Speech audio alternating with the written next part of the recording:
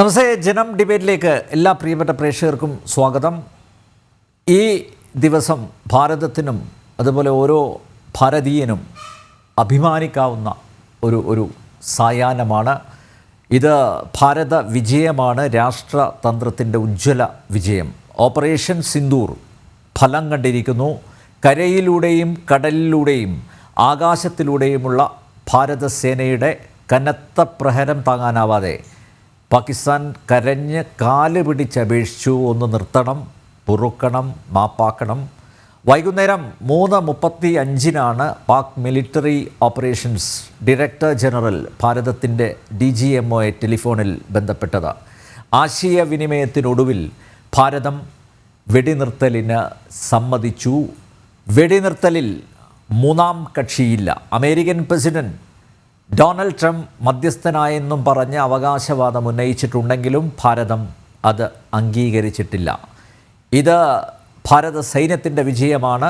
കണ്ണിലെണ്ണയൊഴിച്ച് അതിർത്തി കാക്കുന്ന നമ്മുടെ വീര സൈനികർക്ക് നന്ദി രേഖപ്പെടുത്തിക്കൊണ്ട് ഡിബേറ്റിലേക്ക് കടക്കുന്നു. മുട്ടുമടക്കി Pakistan. Colonel S Dinny, major Ravi, air marshal IP Vijayan, വിദേശകാര്യ വിദഗ്ധൻ പ്രൊഫസർ ജോസഫ് ആൻ്റണി, ഒപ്പം പഠാൻകോട്ടിൽ നിന്ന് ഞങ്ങളുടെ പ്രതിനിധി ജിഷ്ണു കൃഷ്ണൻ എന്നിവർ ചേരുന്നു. എല്ലാവരെയും ഈ സംവാദത്തിലേക്ക് സ്നേഹാദരങ്ങളോടെ സ്വാഗതം ചെയ്യുന്നു. ഒപ്പം ഒരിക്കൽ കൂടി പ്രേക്ഷകരെയും. ഞാൻ ഈ സംവാദം ജിഷ്ണുവിൽ നിന്ന് ആരംഭിക്കുകയാണ്. ജിഷ്ണു, നമുക്കറിയാം 2 രാത്രികൾ കരയിലൂടെയും കടലിലൂടെയും അതുപോലെ ആകാശത്തിലൂടെയും കനത്ത തിരിച്ചടി നൽകി വലിയ പ്രഹരങ്ങളാണ് ഏൽപ്പിച്ചത്. മാത്രമല്ല ശക്തമായ പ്രതിരോധം തീർക്കുകയും ചെയ്തു. ഒടുവിൽ വെടി നിർത്തലിന് ധാരണയായിരിക്കുകയാണ്. വെടിനിർത്തലിലേക്ക് പോയ സാഹചര്യം എന്താണ്? ഞാൻ ആമുഖത്തിൽ ചൂണ്ടിക്കാണിച്ചു.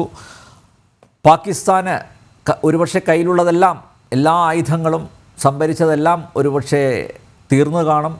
അതുകൊണ്ട് ഗത്യന്തരമില്ലാതെ കീഴടങ്ങുകയായിരുന്നു എന്ന് പറയുന്നതല്ലേ ഏറ്റവും ഉചിതം? ജിഷ്ണു. അൽനബ്യാർ, ഗത്യന്തരമില്ലാതെയാണ് വെടിനിർത്തൽ കരാറിലേക്ക് പാകിസ്ഥാൻ മുൻകൈയെടുത്തുകൊണ്ട് മുൻപോട്ട് പോയത് എന്നാണ് ഭാരതത്തെ സംബന്ധിച്ച് ഭാരതത്തിന്റെ സൈനിക നയതന്ത്ര തലത്തിൽ കഴിഞ്ഞ ദിവസങ്ങളിൽ അല്ലെങ്കിൽ കഴിഞ്ഞ കാലങ്ങളിൽ സ്വീകരിച്ചിട്ടുള്ള നടപടികളുടെ പൂർണ്ണ വിജയം എന്ന് നമുക്ക് വളരെ വ്യക്തമായി ചൂണ്ടിക്കാണിക്കാവുന്നത്. അനിൽ നമ്പ്യാർ ചൂണ്ടിക്കാട്ടിയതുപോലെ കഴിഞ്ഞ കുറച്ച് ദിവസങ്ങളിൽ ആദ്യം ഏപ്രിൽ 22 പെഹൽഗാം ഭീകരാക്രമണത്തിന് ശേഷം ഭാരതത്തിന്റെ ഓപ്പറേഷൻ സിന്ദൂർ, അതിനുശേഷം തുടർച്ചയായി 2 രാത്രികളും പാകിസ്ഥാൻ ശ്രമിച്ചത് അതിർത്തി മേഖലകളിൽ ഏതെങ്കിലും തരത്തിലുള്ള പ്രകോപനങ്ങൾ, ഏതെങ്കിലും തരത്തിൽ ഭാരതത്തെ ആക്രമിക്കാനുള്ള വലിയ ശ്രമങ്ങൾ കഴിഞ്ഞ 2 രാത്രികളിലും തുടർച്ചയായി പാകിസ്ഥാൻ നടത്തിയിരുന്നു.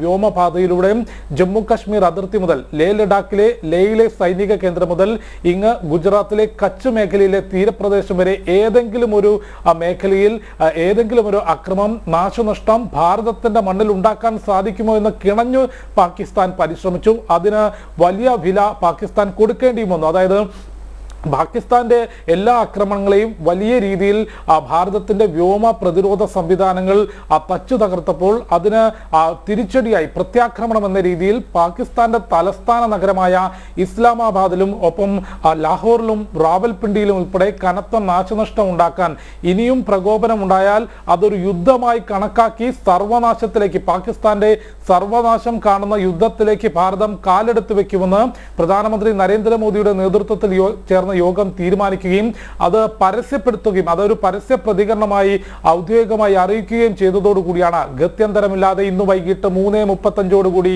പാകിസ്ഥാന്റെ DGMO ഭാരതത്തിന്റെ DGMOയുമായി ബന്ധപ്പെടുകയും അരമണിക്കൂറിലധികം നീണ്ടുനിന്ന ചർച്ചകൾക്കൊടുവിൽ വെടിനിർത്തൽ ധാരണയിലേക്ക് ഇരു രാജ്യങ്ങളും എത്തുകയും ചെയ്തത്. ഭാരതത്തെ സംബന്ധിച്ച് ഈ വെടിനിർത്തൽ പാകിസ്ഥാൻ മുൻപോട്ട് വെക്കുമ്പോൾ അത് തീർത്തും സ്വാഗതമാണത്.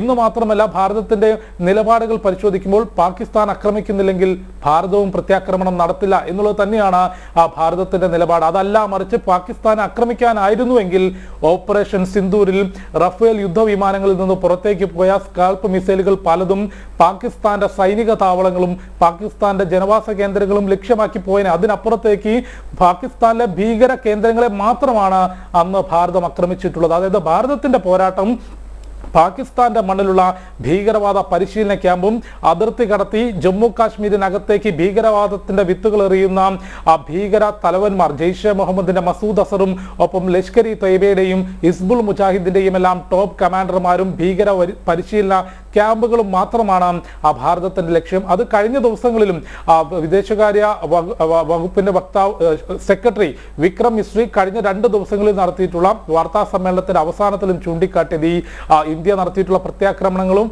ഈ വിഷയങ്ങളും ചൂണ്ടിക്കാട്ടി ഏറ്റവും കൂടുതൽ അദ്ദേഹം ചൂണ്ടിക്കാട്ടിയതും സംഘർഷങ്ങൾ വഷളാക്കാൻ ഭാരതം ആഗ്രഹിക്കുന്നില്ല, അതുകൊണ്ട് സമാധാനമാണ് ആഗ്രഹിക്കുന്നത്, പ്രകോപനങ്ങൾ ഉണ്ടാകരുത്, പ്രകോപനങ്ങൾ ഉണ്ടായാൽ തിരിച്ചടി ഉണ്ടാകും. അതായിരുന്നു വിദേശകാര്യ സെക്രട്ടറി കഴിഞ്ഞ 2 ദിവസങ്ങളിൽ വ്യക്തമാക്കിയത്. ഇന്ന് ഗത്യന്തരമില്ലാതെ ഒരു തരത്തിലും പ്രകോപിപ്പിച്ചുകൊണ്ട് അല്ലെങ്കിൽ ഒരു തരത്തിലുമുള്ള അക്രമം ഭാരതത്തിന്റെ മണ്ണിൽ നടത്താൻ സാധിക്കില്ല എന്ന് തിരിച്ചറിവോടെയാണ് പാകിസ്ഥാൻ ഇത്തരത്തിലൊരു വെടിനിർത്തലേക്ക് എത്തിയത്. ഭാരതത്തിന്റെ പ്രത്യാക്രമണത്തിനപ്പുറത്തേക്ക് പാകിസ്ഥാൻ സൈന്യത്തെ സംബന്ധിച്ച് പാകിസ്ഥാന്റെ ജനവാസ കേന്ദ്രങ്ങളിൽ ഭാരതം ആക്രമിക്കുകയോ എന്ന പേടിക്കപ്പുറത്തേക്ക് ഭാരതത്തിന്റെ അതിർത്തി കടന്നുകൊണ്ട് ഒരു പ്രദേശത്ത് പോലും ഒരു മിസൈൽ പോലും ഒരു ആളില്ലാ വിമാനം പോലും അല്ലെങ്കിൽ ഒരു ഡ്രോൺ പോലും ആക്രമിക്കാൻ സാധിക്കുന്നില്ല എന്നുള്ളതാണ് പാകിസ്ഥാനെ സംബന്ധിച്ച് വലിയ രീതിയിൽ അവരെ പ്രതിസന്ധിയിലാക്കിയിട്ടുള്ളത്. അതുകൊണ്ട് തന്നെയാണ് ഇത്തരത്തിലൊരു വെടിനിർത്തൽ ധാരണയിലേക്ക് പാകിസ്ഥാൻ മുൻകൈയെടുത്തത്. ഭാരതം അത് സ്വീകരിച്ചു, കേന്ദ്ര സർക്കാർ അത് ഔദ്യോഗികമായി പ്രഖ്യാപിച്ചു. അതിനുശേഷം ഭാരതത്തിന്റെ സൈനിക വക്താക്കൾ അത് സ്വീകരിക്കുന്നു. സൈന്യത്തിന്റെ പ്രതികരണം അനിൽ നമ്പ്യാർ, അതും ഏറ്റവും പ്രധാനമാണ്. സൈന്യത്തിന്റെ പ്രതികരണം പരിശോധിക്കുമ്പോൾ ഏകദേശം 3 പോയിന്റുകളാണ് സൈന്യവും മുൻപോട്ട് വെച്ചിട്ടുള്ളത്. ഇപ്പോൾ എടുത്തിട്ടുള്ള വെടിനിർത്തൽ കരാർ സൈന്യം അംഗീകരിക്കുന്നു, വെടിനിർത്തൽ പാലിക്കും, അതിർത്തിയിൽ സമാധാനം പുലരും, അതിശക്തമായ തിരിച്ചടി കഴിഞ്ഞ ദിവസങ്ങളിൽ പാകിസ്ഥാന് നൽകിയിട്ടുണ്ട്, പക്ഷേ സൈന്യം എന്തിനും സജ്ജമാണ്. ഇത്രയും പോയിന്റുകളാണ് വാർത്താ സമ്മേളനത്തിൽ സൈന്യത്തിന്റെ വക്താക്കളും വ്യക്തമാക്കിയിട്ടുള്ളത്. അതുകൊണ്ട് നേരത്തെ നമ്മൾ സൂചിപ്പിച്ചതുപോലെ വെടിനിർത്തൽ ധാരണ അംഗീകരിച്ചുകൊണ്ട് കര, വ്യോമ, സമുദ്ര അതിർത്തികളിൽ ഒരു മുട്ടുസൂചിയുടെ പ്രകോപനം പോലും ഇനി ഭാരതത്തിന്റെ ഭാഗത്തുനിന്ന് തുടങ്ങി വെക്കില്ല എന്നുള്ളത് വളരെ ഉറപ്പാണ്. അത്തരം ധാരണകൾ പാലിക്കാൻ ഭാരതം എപ്പോഴും ശ്രമിക്കുകയും ഒരു രാജ്യത്തെയും അതിർത്തി കടന്നുകൊണ്ട് ആക്രമിക്കാനോ കീഴടക്കുകയോ എന്നുള്ളത് ഭാരതത്തിന്റെ നിലപാടുമല്ല. അതുകൊണ്ട് വളരെ വ്യക്തമായി നമുക്ക് സൂചിപ്പിക്കാൻ സാധിക്കും, ഇന്ന് വിദേശകാര്യ സെക്രട്ടറി വിക്രം മിശ്രയും ഒപ്പം അല്പസമയങ്ങൾക്ക് മുൻപ് സൈനിക ഉദ്യോഗസ്ഥരും ചൂണ്ടിക്കാട്ടിയതുപോലെ അതിർത്തിയിൽ സമാധാനം പുലരാൻ ഭാരതം പ്രവർത്തിക്കും. ഭാരതത്തിന്റെ ഭാഗത്തുനിന്ന് കര, വ്യോമ, സമുദ്ര അതിർത്തികളിൽ ഒരു തരത്തിലുമുള്ള പ്രകോപനം ഉണ്ടാകില്ല. പക്ഷേ നമ്മുടെ സൈന്യം സജ്ജമാണ്, പ്രതിരോധ നിര അത്രയധികം സജ്ജമാണ്. അതുകൊണ്ടാണ് കഴിഞ്ഞ ദിവസങ്ങളിൽ നേരത്തെ സൂചിപ്പിച്ചതുപോലെ ലേ ലഡാക്ക് മുതൽ ശ്രീനഗറിലെയും ജമ്മുവിലെയും പത്താൻകോട്ടിലെയും ഗുരുദാസ്പൂരിലെയും കൂടാതെ അതിന് താഴേക്ക് അമൃത്സറിലും രാജസ്ഥാനിലെ ജയ്സാൽമീറിലും ഗുജറാത്തിന്റെ കച്ച് മേഖലയിലും വരെ പല തരത്തിലുള്ള അക്രമത്തിന് പരമാവധി ശ്രമിച്ചു. രാജ്യ തലസ്ഥാനമായ ഡൽഹി ഉന്നം വച്ചും അക്രമ ശ്രമം ഉണ്ടായി അല്ലേ? തീർച്ചയായും അത്തരത്തിൽ പരമാവധി ശ്രമം പാകിസ്ഥാന്റെ ഭാഗത്ത് നടത്തി. ഡൽഹി ലക്ഷ്യം വെച്ചുകൊണ്ട് മിസൈലുകൾ അയച്ചു. അത് പക്ഷേ അതിർത്തിയിൽ ഹരിയാന മേഖലയ്ക്കുള്ളിൽ വെച്ച് തന്നെ അത് പൂർണ്ണമായും ഇല്ലാതാക്കാൻ ഭാരതത്തിന്റെ പ്രതിരോധ സംവിധാനത്തിന് സാധിച്ചു.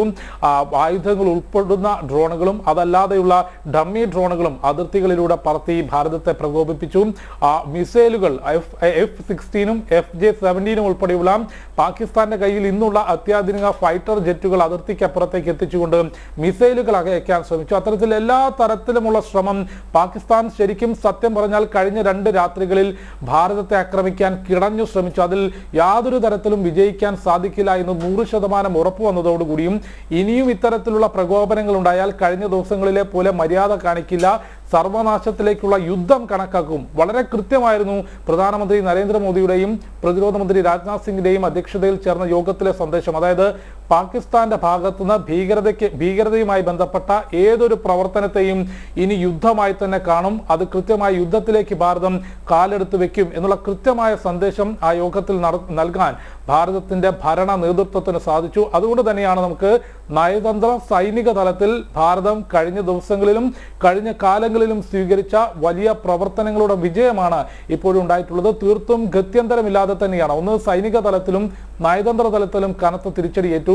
കഴിഞ്ഞ കാലങ്ങളിലേതുപോലെ ഭാരതവും പാകിസ്ഥാനും ഇത്തരത്തിലൊരു പ്രശ്നവും സംഘർഷവും ഉണ്ടായപ്പോൾ ഇരു ചേരികളിലായി നിൽക്കാൻ ലോകരാജ്യങ്ങൾ ഇതെത്തിയില്ല. അത്രയും കാര്യങ്ങളാണ്, അത്രയും വസ്തുതകളാണ് ഗത്യന്തരമില്ലാതെ വെടിനിർത്തൽ ധാരണയിലേക്ക് എത്തിക്കാൻ പാകിസ്ഥാനെ നിർബന്ധിതമാക്കിയത്. അനിൽ നമ്പ്യാർ. ജിഷ്ണു, എനിക്ക് ഇവിടെ ഇരുന്ന് ജിഷ്ണുവിൻ്റെ നെഞ്ചിടിപ്പ് കേൾക്കാം. കാരണം പഠാൻകോട്ടിൽ ചെന്നിറങ്ങിയതും അല്ലേ, തലക്ക് മീതെ ഡ്രോൺ പറന്ന് പോകുന്നതിന് സാക്ഷ്യം വഹിക്കുകയുണ്ടായില്ലേ? ഇന്ന് പഠാൻകോട്ടിൽ രാത്രി തങ്ങുകയാണെങ്കിൽ ഒരുപക്ഷെ ഡ്രോൺ ആക്രമണം നേരിട്ട് കാണാൻ പറ്റുന്ന ഒരു സാഹചര്യവും ഉണ്ടാകുമായിരുന്നു അല്ലേ? ശരിക്ക് ഭയന്നോ?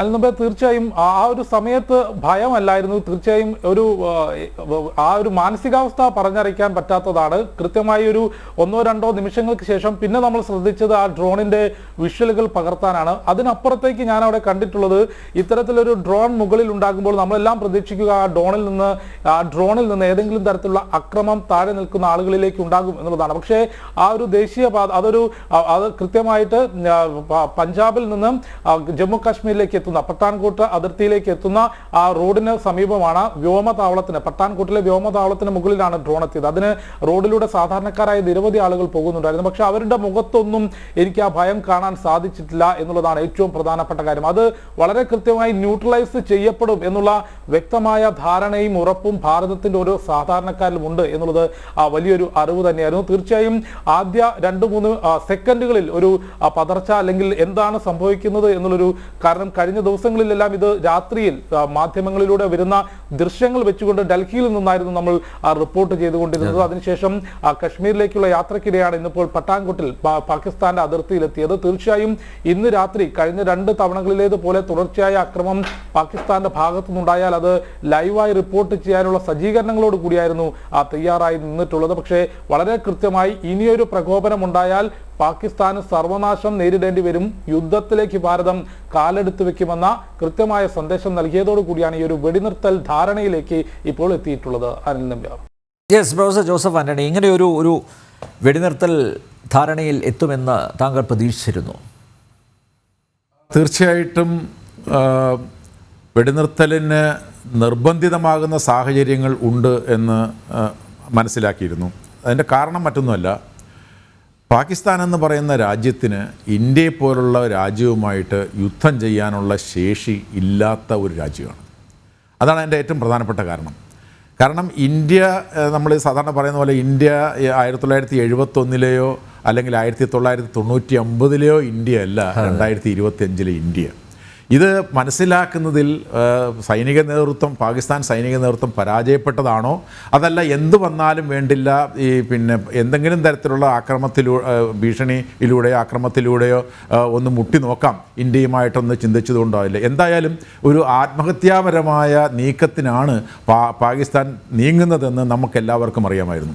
അതുകൊണ്ട് തന്നെ ഒരു ഘട്ടം കഴിഞ്ഞാൽ പിന്നെ പാകിസ്ഥാന് മുന്നോട്ട് പോകാൻ ഒരു കാരണവശാലും കഴിയില്ല. ഇന്ത്യയുടെ കൈവശം വച്ചിരിക്കുന്ന അത്യന്താധുനികങ്ങളായിട്ടുള്ള ആയുധങ്ങൾ, ഇന്ത്യയുടെ സാമ്പത്തിക ശക്തി, ഇന്ത്യയുടെ രാഷ്ട്രീയമായ യൂണിറ്റി, ഇതിൻ്റെ ഒന്നും മുന്നിൽ പിടിച്ചു നിൽക്കാനുള്ള ഒരു ശേഷിയും പാകിസ്ഥാൻ എന്ന് പറയുന്ന രാജ്യത്തിനുണ്ടായിരുന്നില്ല. അതുകൊണ്ട് തന്നെയാണ് ഇന്ന് നമുക്കറിയാം നമ്മൾ ഈ ഓപ്പറേഷൻ സിന്ദൂർ എന്ന ആ ഓപ്പറേഷനിലൂടെ വാസ്തവത്തിൽ ഇന്നുണ്ടായിരിക്കുന്നത് ഇന്ത്യയുടെ നെറ്റിയിൽ ഇന്ത്യ ഒരു വിജയത്തിൻ്റെ സിന്ദൂര തിലകം ചാർത്തിയിരിക്കുകയാണ്. അപ്പോൾ അത്ര ഗംഭീരമായ, കാരണം ഈ യുദ്ധത്തിൽ ഏർപ്പെട്ടതിലൂടെ ഇന്ത്യ പൊളിറ്റിക്കലി നമുക്ക് വിജയം നേടി, ഡിപ്ലോമാറ്റിക്കലി നമ്മൾ വിജയം നേടി, അതുപോലെ തന്നെ സ്ട്രാറ്റജിക്കായിട്ട് വിജയം നേടി, അതുപോലെ തന്നെ മിലിറ്ററി വിജയം നേടി.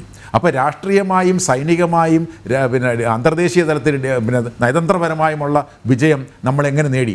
നമ്മൾ നേടിയതിൻ്റെ കാരണം, നമ്മൾ ഈ സംഘർഷം തുടങ്ങിയ സമയം തൊട്ട് നമ്മൾ പറഞ്ഞിരുന്നു, ഇന്ത്യക്ക് വേദനിച്ചിട്ടുണ്ട്, ഇന്ത്യക്കുണ്ടാക്കിയ വേദന ഉണ്ടാക്കിയ ആളുകളെ ഞങ്ങൾ ശിക്ഷിക്കും, ഉണ്ടാക്കിയ ആളുകളെ മാത്രമല്ല അതിന് സഹായം കൊടുത്തവരെ ശിക്ഷിക്കുമെന്ന് പറഞ്ഞു.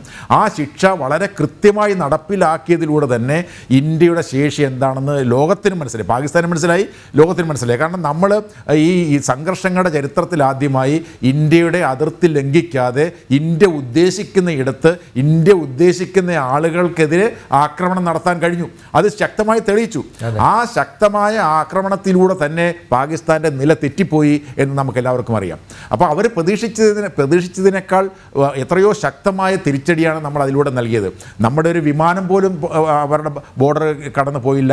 എന്നാൽ അവർക്ക് നേരത്തെ ഉണ്ടായിരുന്നതിനേക്കാൾ എത്രയോ വലിയ ശിക്ഷയാണ് നൽകിയത്. നമ്മൾ വളരെ വ്യക്തമായി പറഞ്ഞിരുന്നല്ലോ, നമ്മൾ നേരത്തെയൊക്കെ 2016-ലോ 2019-ലോ നമ്മൾ അന്ന് ഇതിൽ ഏർപ്പെട്ടിരുന്ന ആളുകളെ ശിക്ഷിക്കാനാണ് ശ്രമിച്ചിരുന്നതെങ്കിൽ നമ്മൾ ഏർപ്പെട്ടിരുന്ന ആൾക്കാരെ മാത്രമല്ല അതിനെ പിന്തുണയ്ക്കുന്നവരെ ശിക്ഷിക്കും എന്ന് പറഞ്ഞതിലൂടെ ഇനി ഈ പറഞ്ഞ ആളുകൾക്ക് യാതൊരുവിധം ഈ രക്ഷാമാർഗവും ഇല്ല എന്ന് തെളിയിക്കുന്ന തരത്തിലാണ് നമ്മൾ ഈ ഓപ്പറേഷൻ സിന്ദൂർ നടത്തിയത്. അപ്പോൾ അതിലൂടെ പിന്നെ നമ്മൾ ലോകത്തിന് മുമ്പ് തെളിയിച്ചത് നമ്മുടെ കയ്യിലുള്ള ആയുധങ്ങളുടെ ശേഷിയും നമ്മുടെ സൈനിക ശേഷിയും നമ്മുടെ രാഷ്ട്രീയ നേതൃശേഷിയുമാണ്. അപ്പോൾ കാരണം വെച്ചാൽ വെറുതെ നമ്മൾ ഒരു യുദ്ധത്തിന് പോവുകയല്ല ചെയ്തത്. 2016 നമ്മൾ സർജിക്കൽ സ്ട്രൈക്ക് നടത്തിയത് ആക്രമണത്തിന് ശേഷം ഇവിടെ ആക്രമണത്തിന് ശേഷം 10 ദിവസത്തിന് ശേഷമാണെങ്കിൽ പുൽവാമ ആക്രമണത്തിന് ശേഷം 12 ദിവസം കഴിഞ്ഞാണ് നമ്മൾ ബാലക്കോട്ടിൽ ആക്രമണം നടത്തിയത്. ഇവിടെ നമ്മൾ 14 ദിവസം കഴിഞ്ഞ് 15ാമത്തെ ദിവസമാണ് നടത്തിയത്. ഈ 15 ദിവസവും നമ്മൾ വെറുതെ ഇരുന്നല്ല, 15 ദിവസവും നമ്മൾ വളരെ തന്ത്രപരമായി എങ്ങനെ എവിടെ ഏതെല്ലാം തരത്തിൽ നമ്മൾ ആക്രമണം നടത്തണം, ആരൊക്കെ എവിടെയൊക്കെ ഉണ്ട്, ഏതെല്ലാം തരത്തിലുള്ള സന്ദേശമാണ് ഇതിലൂടെ നൽകേണ്ടത് എന്ന് വളരെ കൃത്യമായി ആലോചിക്കുകയും അതോടൊപ്പം അന്തർദേശീയ തലത്തിൽ ഞങ്ങൾക്ക് വേദന ഏറ്റിട്ടുണ്ട്, ഞങ്ങൾ ആ വേദനയ്ക്ക് തിരിച്ചടി കൊടുക്കും, തീർച്ചയായും പാകിസ്ഥാനാണ് ഇതിന് പിന്നിലുള്ളത്, പാകിസ്ഥാന് ശിക്ഷ കൊടുക്കുമെന്ന് അന്തർദേശീയ തലത്തിൽ അമേരിക്ക ഉൾപ്പെടെയുള്ള ഐക്യരാഷ്ട്ര സംഘടന ഉൾപ്പെടെയുള്ള സ്ഥലങ്ങളിൽ നമ്മൾ പറയുകയും ഐക്യരാഷ്ട്ര സംഘടനയിൽ വെച്ച് തന്നെ നമ്മൾ ആ രാജ്യത്തെ ഇതൊരു തെമ്മാടി രാജ്യമാണ് എന്ന് പറയുകയും ചെയ്തു. എന്ന് പറഞ്ഞാൽ ലോകത്തൊട്ടാകെ നമ്മൾ ആ ഒരു സന്ദേശം നൽകി, നമ്മളൊരു ഡിപ്ലോമാറ്റിക് വിക്ടറി അതിലൂടെ നേടി. എല്ലാ രാജ്യങ്ങളും ഒരേ സ്വരത്തിൽ പറഞ്ഞു, നിങ്ങൾക്ക് തിരിച്ചടിക്കാനുള്ള സ്വാതന്ത്ര്യവും അവകാശവുമുണ്ട്, കാരണം നിങ്ങളെ അറ്റാക്ക് ചെയ്തിട്ടുണ്ട്. അത് നേടിയെടുക്കുന്നതിന് നമുക്ക് വേണ്ടി കഴിഞ്ഞു. അതോടൊപ്പം അതിനുശേഷം നമ്മൾ ചെയ്തത് എന്താണെന്ന് വെച്ചാൽ നമ്മൾ കൃത്യമായ തിരിച്ചടി നൽകി. ആ തിരിച്ചടി നൽകിയതിലൂടെ നമ്മൾ പാകിസ്ഥാനോട് പറഞ്ഞത് ഇത് ഞങ്ങളുടെ മെഷേർഡ് റെസ്പോൺസാണ്. We are a responsible country. ഞങ്ങളൊരു ഉത്തരവാദിത്വമുള്ള രാജ്യമാണ്, ഒരു അന്തർദേശീയ തലത്തിൽ ഉത്തരവാദിത്വത്തോടെ നിൽക്കുന്ന രാജ്യമാണ്. ഞങ്ങൾക്ക് യുദ്ധം ആവശ്യമില്ല, ഞങ്ങളുടെ ഒരു കാലത്തും ആർക്കെതിരെ യുദ്ധത്തിന് പോയിട്ടില്ല, ഞങ്ങൾ സമാധാനം കാക്ഷിക്കുന്ന രാജ്യമാണ്. പക്ഷേ ഞങ്ങളുടെ ജനങ്ങളെ, ഞങ്ങളുടെ രാജ്യത്തെ ആക്രമിക്കാൻ നിങ്ങൾ വന്നാൽ തീർച്ചയായും ഞങ്ങൾ അതിനോട് അതിശക്തമായി പ്രതികരിക്കും എന്ന ഉത്തമമായ സന്ദേശമാണ് വാസ്തവത്തിൽ പാകിസ്ഥാൻ സഹായിക്കുന്ന എല്ലാ ഭീകര സംഘടനകൾക്കും ഈ ആക്രമണത്തിലൂടെ നൽകിയത്. എന്നാൽ ആ ആക്രമണത്തിന് ശേഷം പാകിസ്ഥാൻ കുറേ ഡ്രോൺസും കുറേ മിസൈൽസും ഒക്കെ ഇന്ത്യയിലേക്ക് വിടാൻ ശ്രമിച്ചു. ഇതാകെ കൂടി ഉള്ളതാണ്. ആ പാകിസ്ഥാൻ്റെ കയ്യിൽ ആ കൂടി ഉള്ളതൊക്കെ എടുത്തിട്ട് ഇപ്പോൾ ഇന്ത്യക്കെതിരെ പ്രയോഗിക്കാനാണ് വന്നത്.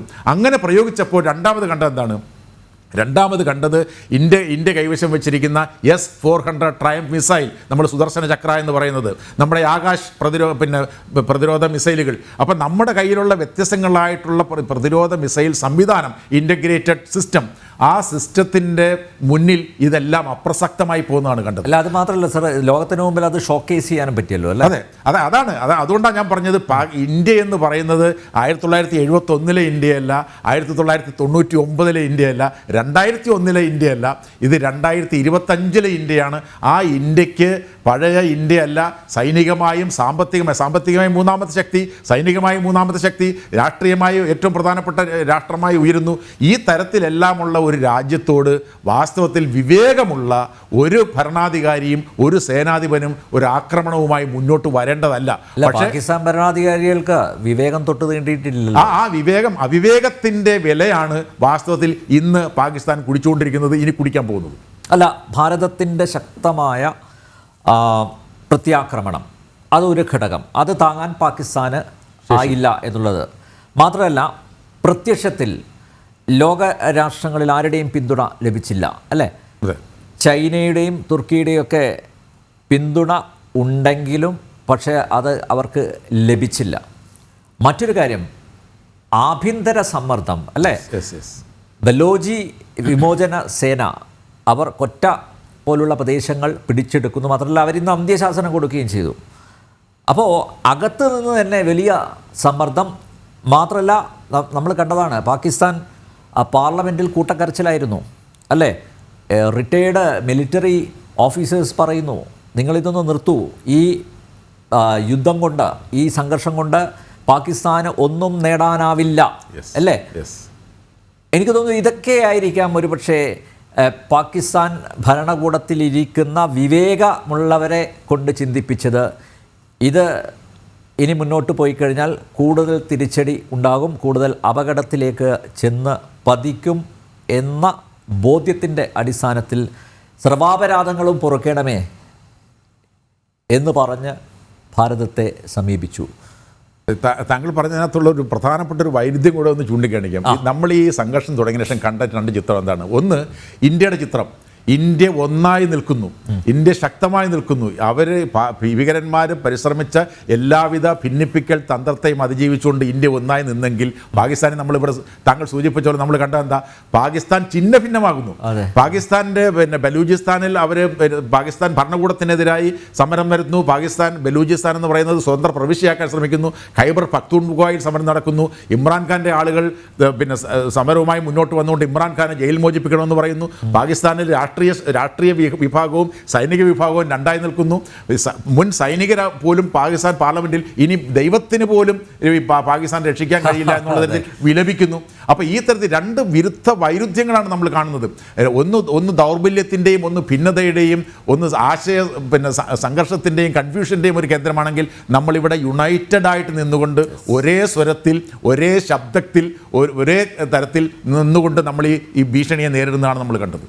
പാക് പ്രധാനമന്ത്രി എവിടെയാണ്, ഷവാസ് ഷെരീഫ് എവിടെയാണെന്ന് ആർക്കും അറിയില്ല. അതുപോലെ പാക് സൈനിക മേധാവി അസിം മുനീർ, അദ്ദേഹം എവിടെയാണെന്ന് അറിയില്ല. അദ്ദേഹത്തെ പിടിച്ച് മാറ്റാൻ പോകുന്നോ എന്നൊക്കെ കേട്ടതാണ്. അപ്പോൾ നോക്കൂ, നേതൃനിരയിൽ ആരുമില്ലാതെ പകച്ചു നിൽക്കുന്ന ഒരവസ്ഥ. അവിടെയാണ് ഗത്യന്തരമില്ലാതെ കീഴടങ്ങിയത്, അല്ലേ? അക്ഷരാർത്ഥത്തിൽ അതാണ് സംഭവിച്ചത്. ഇവിടെ നമ്മുടെ ഡൊണാൾഡ് ട്രംപ് ഒരു മധ്യസ്ഥൻ്റെ റോളിൽ അവതരിച്ചിട്ടുണ്ട്. ഡൊണാൾഡ് ട്രംപ് എനിക്ക് തോന്നുന്നു ഇതിൻ്റെ ഒരു ക്രെഡിറ്റ് അടിച്ചെടുക്കാനുള്ള ഒരു ശ്രമത്തിലാണ് എന്ന് തോന്നുന്നു. ഈ വെടിനിർത്തലിൽ മൂന്നാം കക്ഷി ഇല്ല എന്ന് ഭാരതം പറഞ്ഞിട്ടുണ്ട്. അതുമായി ബന്ധപ്പെട്ട് പാകിസ്ഥാൻ്റെ ഭാഗത്തു നിന്ന് വിശദീകരണം ഇതുവരെയായും വന്നിട്ടില്ല. ഡൊണാൾഡ് ട്രംപ് അങ്ങനെ ഒരു റോള് വഹിച്ചിട്ടുണ്ട് എന്ന് കരുതുന്നുണ്ടോ? നമ്മൾ ഡൊണാൾഡ് ട്രംപിൻ്റെ ഈ വിഷയത്തിലുള്ള ഒരു ആദ്യം മുതലുള്ള സമീപനം ഒന്ന് നോക്കണം. ഈ സംഘർഷം തുടങ്ങിയപ്പോൾ അദ്ദേഹത്തോട് പത്രപ്രവർത്തകർ ചോദിച്ചു, ഇന്ത്യയും പാകിസ്ഥാനും തമ്മിൽ സംഘർഷം നടക്കുന്നല്ലോ, എന്താണ് നിങ്ങളുടെ നിലപാട്? അപ്പോൾ അദ്ദേഹം പറഞ്ഞ എന്താ, ഇന്ത്യയും പാകിസ്ഥാനും തമ്മിൽ 10,500 വർഷമായിട്ട് സംഘർഷങ്ങൾ നടക്കുന്നുണ്ട്, അത് അവരുടെ വിഷയം അവർ തന്നെ പരിഹരിച്ചോളും എന്നാണ് പറഞ്ഞത്. അതിനെ തുടർന്ന് Marco Rubio, secretary of state, അദ്ദേഹത്തിൻ്റെ വൈസ് പ്രസിഡന്റ് JD വാൻസ് മുതലായ ആളുകളോടൊക്കെ ചോദിച്ചപ്പോൾ അവർ പറഞ്ഞു, ഇത് പിന്നെ അവരുടെ വിഷയമാണ്, അവർക്കത് പരിഹരിക്കാൻ കഴിയും, ഞങ്ങളതിനെ ഇടപെടില്ല എന്നാണ് കഴിഞ്ഞ ദിവസം വരെ പറഞ്ഞത്. എന്നാൽ ഇപ്പോൾ നമ്മൾ കാണുന്നത് എന്തെന്ന് വെച്ചാൽ ഈ അമേരിക്കയുടെ ഇടപെടൽ ഉണ്ടായി എന്നും ഞങ്ങളുടെ ഇടപെടൽ കൊണ്ട് കൂടിയിട്ടാണ് വിജയിച്ചതെന്നും ഇന്ത്യയും ഗവൺമെൻറ് പറയുന്നതിന് മുമ്പ് തന്നെ പിന്നെ ട്രംപ് പ്രഖ്യാപിച്ചു. അപ്പോൾ അതെന്ന് പറയുന്നത് അതിനകത്തൊരു വസ്തുതയുണ്ട്. വസ്തുത എന്താണെന്ന് വെച്ചാൽ നമുക്കറിയാം, ഈ പാകിസ്ഥാനെ സംബന്ധിച്ചിടത്തോളം ഇന്ത്യ പോലെയുള്ള ഒരു രാജ്യവുമായി യുദ്ധത്തിന് യാതൊരു ശേഷിയുമില്ല എന്ന് അവർക്കറിയാം. അപ്പോൾ അതുകൊണ്ട് തന്നെ ഈ ഇന്ത്യയുമായി സംഘട്ടനത്തിൽ നടക്കുമ്പോൾ തന്നെ നമുക്കറിയാം അവർക്ക് അവരുടെ പിന്നെന്താണ് തലോട്ടപ്പന്മാരെന്നൊക്കെ പറയുന്ന ഈ സൗദി അറേബ്യ പോലെയുള്ള രാജ്യങ്ങളുടെ മുന്നിൽ ചെന്ന് വീണ് കേണപേക്ഷിച്ചു. അതുകൊണ്ടാണല്ലോ ഇറാൻ്റെ വിദേശകാര്യമന്ത്രി ഇവിടെ നിൽക്കുമ്പോൾ പിന്നെ ഒരു പ്രഖ്യാപനമില്ലാതെ സൗദി അറേബ്യയുടെ വിദേശകാര്യമന്ത്രി ഇന്ത്യയിലെത്തി. അപ്പോൾ ആ ഇന്ത്യയിലെത്തിയത് ഈ സംഘർഷങ്ങൾ അവസാനിപ്പിക്കണമെന്ന് പറയുന്നതിന് ഇന്ത്യയോട് അഭ്യർത്ഥിക്കുന്നതിന് വേണ്ടിയിട്ടാണ്. അതോടൊപ്പം തന്നെ സൗദി അറേബ്യയുടെ ഡിപ്ലോമസി അമേരിക്കയിൽ സമ്മർദ്ദം ചെലുത്തി. അപ്പോൾ അതായത് ഈ പാകിസ്ഥാനെന്ന് നമ്മൾ ശ്രദ്ധിക്കേണ്ട ഒരു കാര്യമുണ്ട്. അമേരിക്കയുടെ ഏഷ്യയിലെ ഏറ്റവും ശക്തരായ സുഹൃത്തുക്കളാണ് ഇന്ത്യ. അപ്പോൾ നേരത്തെ നല്ല സുഹൃത്തുക്കളായിരുന്നു പാകിസ്ഥാൻ. പക്ഷേ എന്നാൽ നമുക്കറിയാം ഈ അഫ്ഗാനിസ്ഥാനും മറ്റെല്ലാം കൈവിട്ട് പോയതോടുകൂടിയിട്ട് പാകിസ്ഥാൻ എന്ന് പറയുന്ന രാജ്യത്തെ അമേരിക്കയ്ക്ക് വേണ്ടതായി.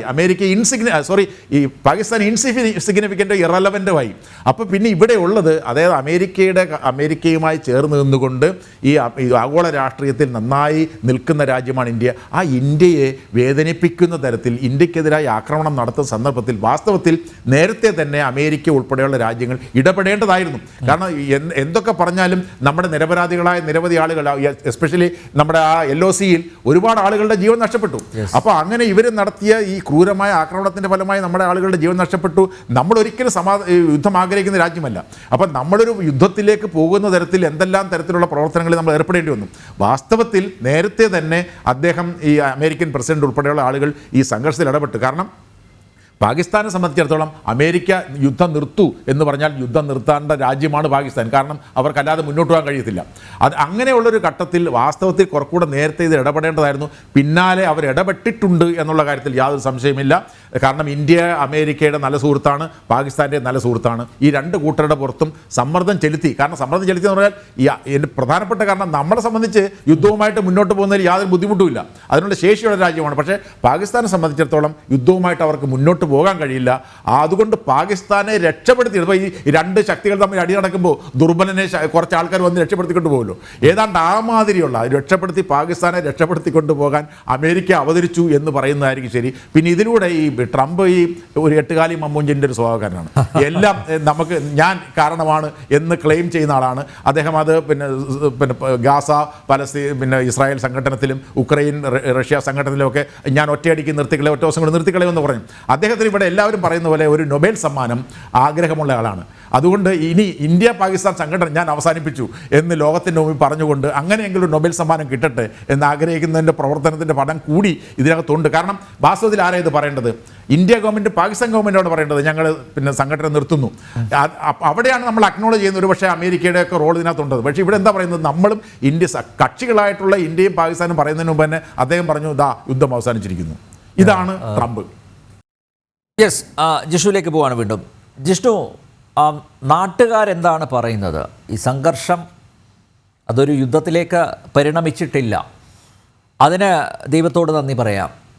പൊതുവേ നാട്ടുകാർ, ഒരുപക്ഷെ നാട്ടുകാരുമായിട്ട് ഇൻറ്ററാക്ട് ചെയ്യാൻ പറ്റിക്കാണും, അവരെന്താണ് പറയുന്നത്? ഇപ്പോൾ നേരത്തെ ജിഷ്ണു പറഞ്ഞു ഡ്രോൺ പറന്നു പോകുമ്പോഴും അവരിൽ ഭയം കണ്ടില്ല, അവർ ഭയചകിതരായിരുന്നില്ല എന്നൊക്കെ പറഞ്ഞു. പക്ഷേ എങ്കിലും ഈ യുദ്ധം, ഈ സംഘർഷം നീണ്ടു പോവുകയാണെങ്കിൽ ഒരുപക്ഷെ അതിൻ്റെ പ്രത്യാഘാതങ്ങൾ ഗുരുതരമായിരിക്കുമെന്നൊരു ഭീതി ഈ സമീപത്ത് താമസിക്കുന്നവർക്ക്, LOCക്കും അതുപോലെ ഈ പ്രദേശങ്ങളിലുമൊക്കെ, അതിർത്തി സംസ്ഥാനങ്ങളിലുമൊക്കെ താമസിക്കുന്നവർക്ക് അങ്ങനെ ഒരു ആശങ്ക സ്വാഭാവികമായിട്ടും ഉണ്ടാകുമല്ലോ.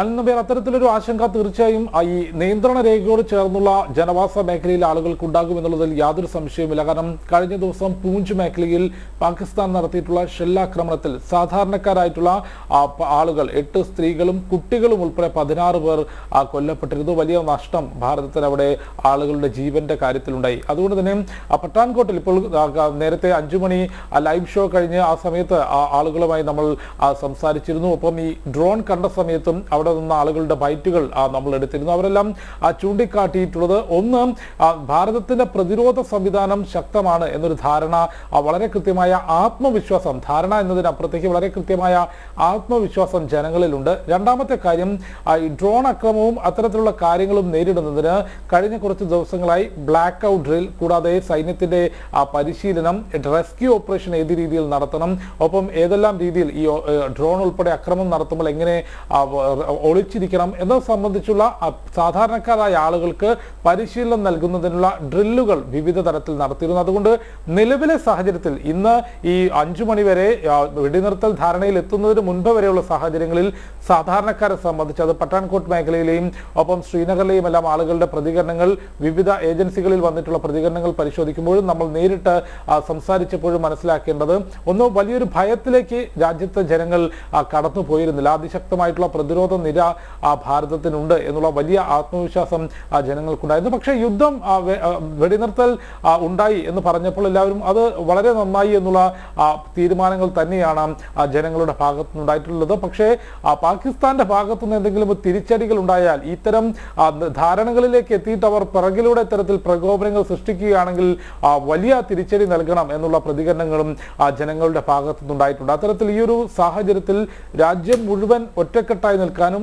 ഒരേ മനസ്സോടുകൂടി നിൽക്കാനും രാഷ്ട്രീയത്തിനും മറ്റെല്ലാ അതിർവരമ്പുകൾക്കും അപ്പുറത്തേക്ക് ഭാരതം എന്ന രാഷ്ട്രം ഒരുമിച്ച് നിൽക്കാൻ സാധിച്ചു എന്നതിന്റെ നേർക്കാഴ്ച കൂടി ഈ ഒരു സമയത്ത് നമുക്ക് കാണാൻ സാധിച്ചിട്ടുണ്ട്. അത് ഈ കശ്മീരിലെ ജനങ്ങളാണെങ്കിലും കന്യാകുമാരിയിലേതാണെങ്കിലും കച്ച് മുതൽ കാമരൂപം വരെയാണെങ്കിലും ഭാരതത്തിലെ മുഴുവൻ ജനത ഒറ്റക്കെട്ടായി നിൽക്കുകയും പെഹൽഗാമിന് അനിവാര്യമായ മറുപടി നൽകണമെന്നും ഭീകരവാദത്തിന് ഓപ്പറേഷൻ സിന്ദൂറിലൂടെ മറുപടി നൽകിയപ്പോൾ അതിൽ ആത്മാഭിമാനം കൊള്ളുകയും പാകിസ്ഥാൻ പ്രകോപനം സൃഷ്ടിക്കുമ്പോൾ 1-10 തിരിച്ചടിക്കണം, പക്ഷേ ആളുകളുടെ ചോര വീഴ്ത്തിയുള്ള യുദ്ധത്തിലേക്ക് പോകുന്നതിനെ സംബന്ധിച്ച് ജനങ്ങളുടെ ഭാഗത്തുനിന്നും പൊതുജനങ്ങളുടെ ഭാഗത്തുനിന്നും ഈ ഒരു വെടിനിർത്തൽ ധാരണയിലേക്ക് എത്തിയത് അത് വളരെ നന്നായി എന്നുള്ളത് തന്നെയാണ് ജനങ്ങളുടെ ഭാഗത്തുനിന്ന് വരുന്നത്. പ്രത്യേകിച്ച് ജമ്മു കശ്മീരിനെ സംബന്ധിച്ച് പെഹൽഗാമിലെ ഭീകരാക്രമണവും അതിനുശേഷമുള്ള സൈനിക നടപടികളും ഒരു വലിയ ഇരുണ്ട കാലഘട്ടത്തിൽ നിന്ന് മാറി വെളിച്ചത്തിന്റെ പാതയിലേക്ക്, അല്ലെങ്കിൽ ഭാരതത്തിന്റെ മറ്റേതൊരു ഭൂപ്രദേശം പോലെ ജമ്മു കശ്മീർ ജനതയും മാറി വരുന്നൊരു സാഹചര്യമായിരുന്നു. പ്രത്യേകിച്ച് കഴിഞ്ഞ നിയമസഭാ തെരഞ്ഞെടുപ്പിന് 15 ദിവസത്തിലധികം ശ്രീനഗർ മേഖലയിൽ, കശ്മീർ മേഖലയിൽ യാത്ര ചെയ്തുകൊണ്ട് നമ്മൾ റിപ്പോർട്ട് ചെയ്തിട്ടുണ്ട്. ആ സമയത്ത് അതിനു മുൻപ് അവിടെ ഒരു ടൂറിസ്റ്റ് എന്നുള്ള രീതിയിൽ പോയിട്ടുള്ള വ്യക്തിയുമാണ്. അതുകൊണ്ട് തന്നെ ആ ഒരു മാറ്റം നമുക്ക് വളരെ വ്യക്തമായി പ്രകടമായിരുന്നു. സൈനിക നയതന്ത്ര തലത്തിലും ഒപ്പം യുവാക്കൾക്കും സാധാരണക്കാർക്കും ജീവിത നിലവാരം അവരെ മെച്ചപ്പെടുത്തിക്കൊണ്ടും അതിർത്തി മേഖലയിൽ ഉൾപ്പെടെ വികസനം എത്തിച്ചുകൊണ്ടും വിനോദസഞ്ചാരികളുടെ വലിയ ഒഴുക്ക് കശ്മീരിലേക്ക് എത്തിക്കൊണ്ടും ഭാരതത്തിന്റെ മറ്റേതൊരു ഭൂപ്രദേശം പോലെ കശ്മീർ മാറി വരികയായിരുന്നു. അവിടെയാണ് ചെറിയൊരു മുറിവ് പെഹൽഗാം ഭീകരാക്രമണം ഉണ്ടാക്കിയിട്ടുള്ളത്. അതിനുശേഷമുള്ള സ്വാഭാവികമായിട്ടുള്ള സൈനിക നടപടികൾ, സൈനിക നീക്കങ്ങൾ ശക്തമായിരുന്നു. ഇനി അതിൽ നിന്ന് വളരെ കൃത്യമായൊരു മാറ്റം, കൃത്യമായിട്ടുള്ള നടപടികൾ ജമ്മു കാശ്മീരിലും ഉണ്ടാകും. അത് ജനങ്ങൾ ആഗ്രഹിക്കുന്നുണ്ട്. വിനോദസഞ്ചാര മേഖലയിലും മറ്റും ഒരു പുത്തൻ ഉണർവ് വീണ്ടും ജമ്മു കാശ്മീർ ആഗ്രഹിക്കുന്നുണ്ട്. Anil Nambiar. Yes, air marshal IP വിപിനും ചേരുന്നു. വിപിൻ ജി, നമസ്തേ. ഇത് ഭാരതത്തിൻ്റെ വിജയം അല്ലേ? ഞങ്ങളുടെ ആമുഖത്ത് പറഞ്ഞതും അതാണ്.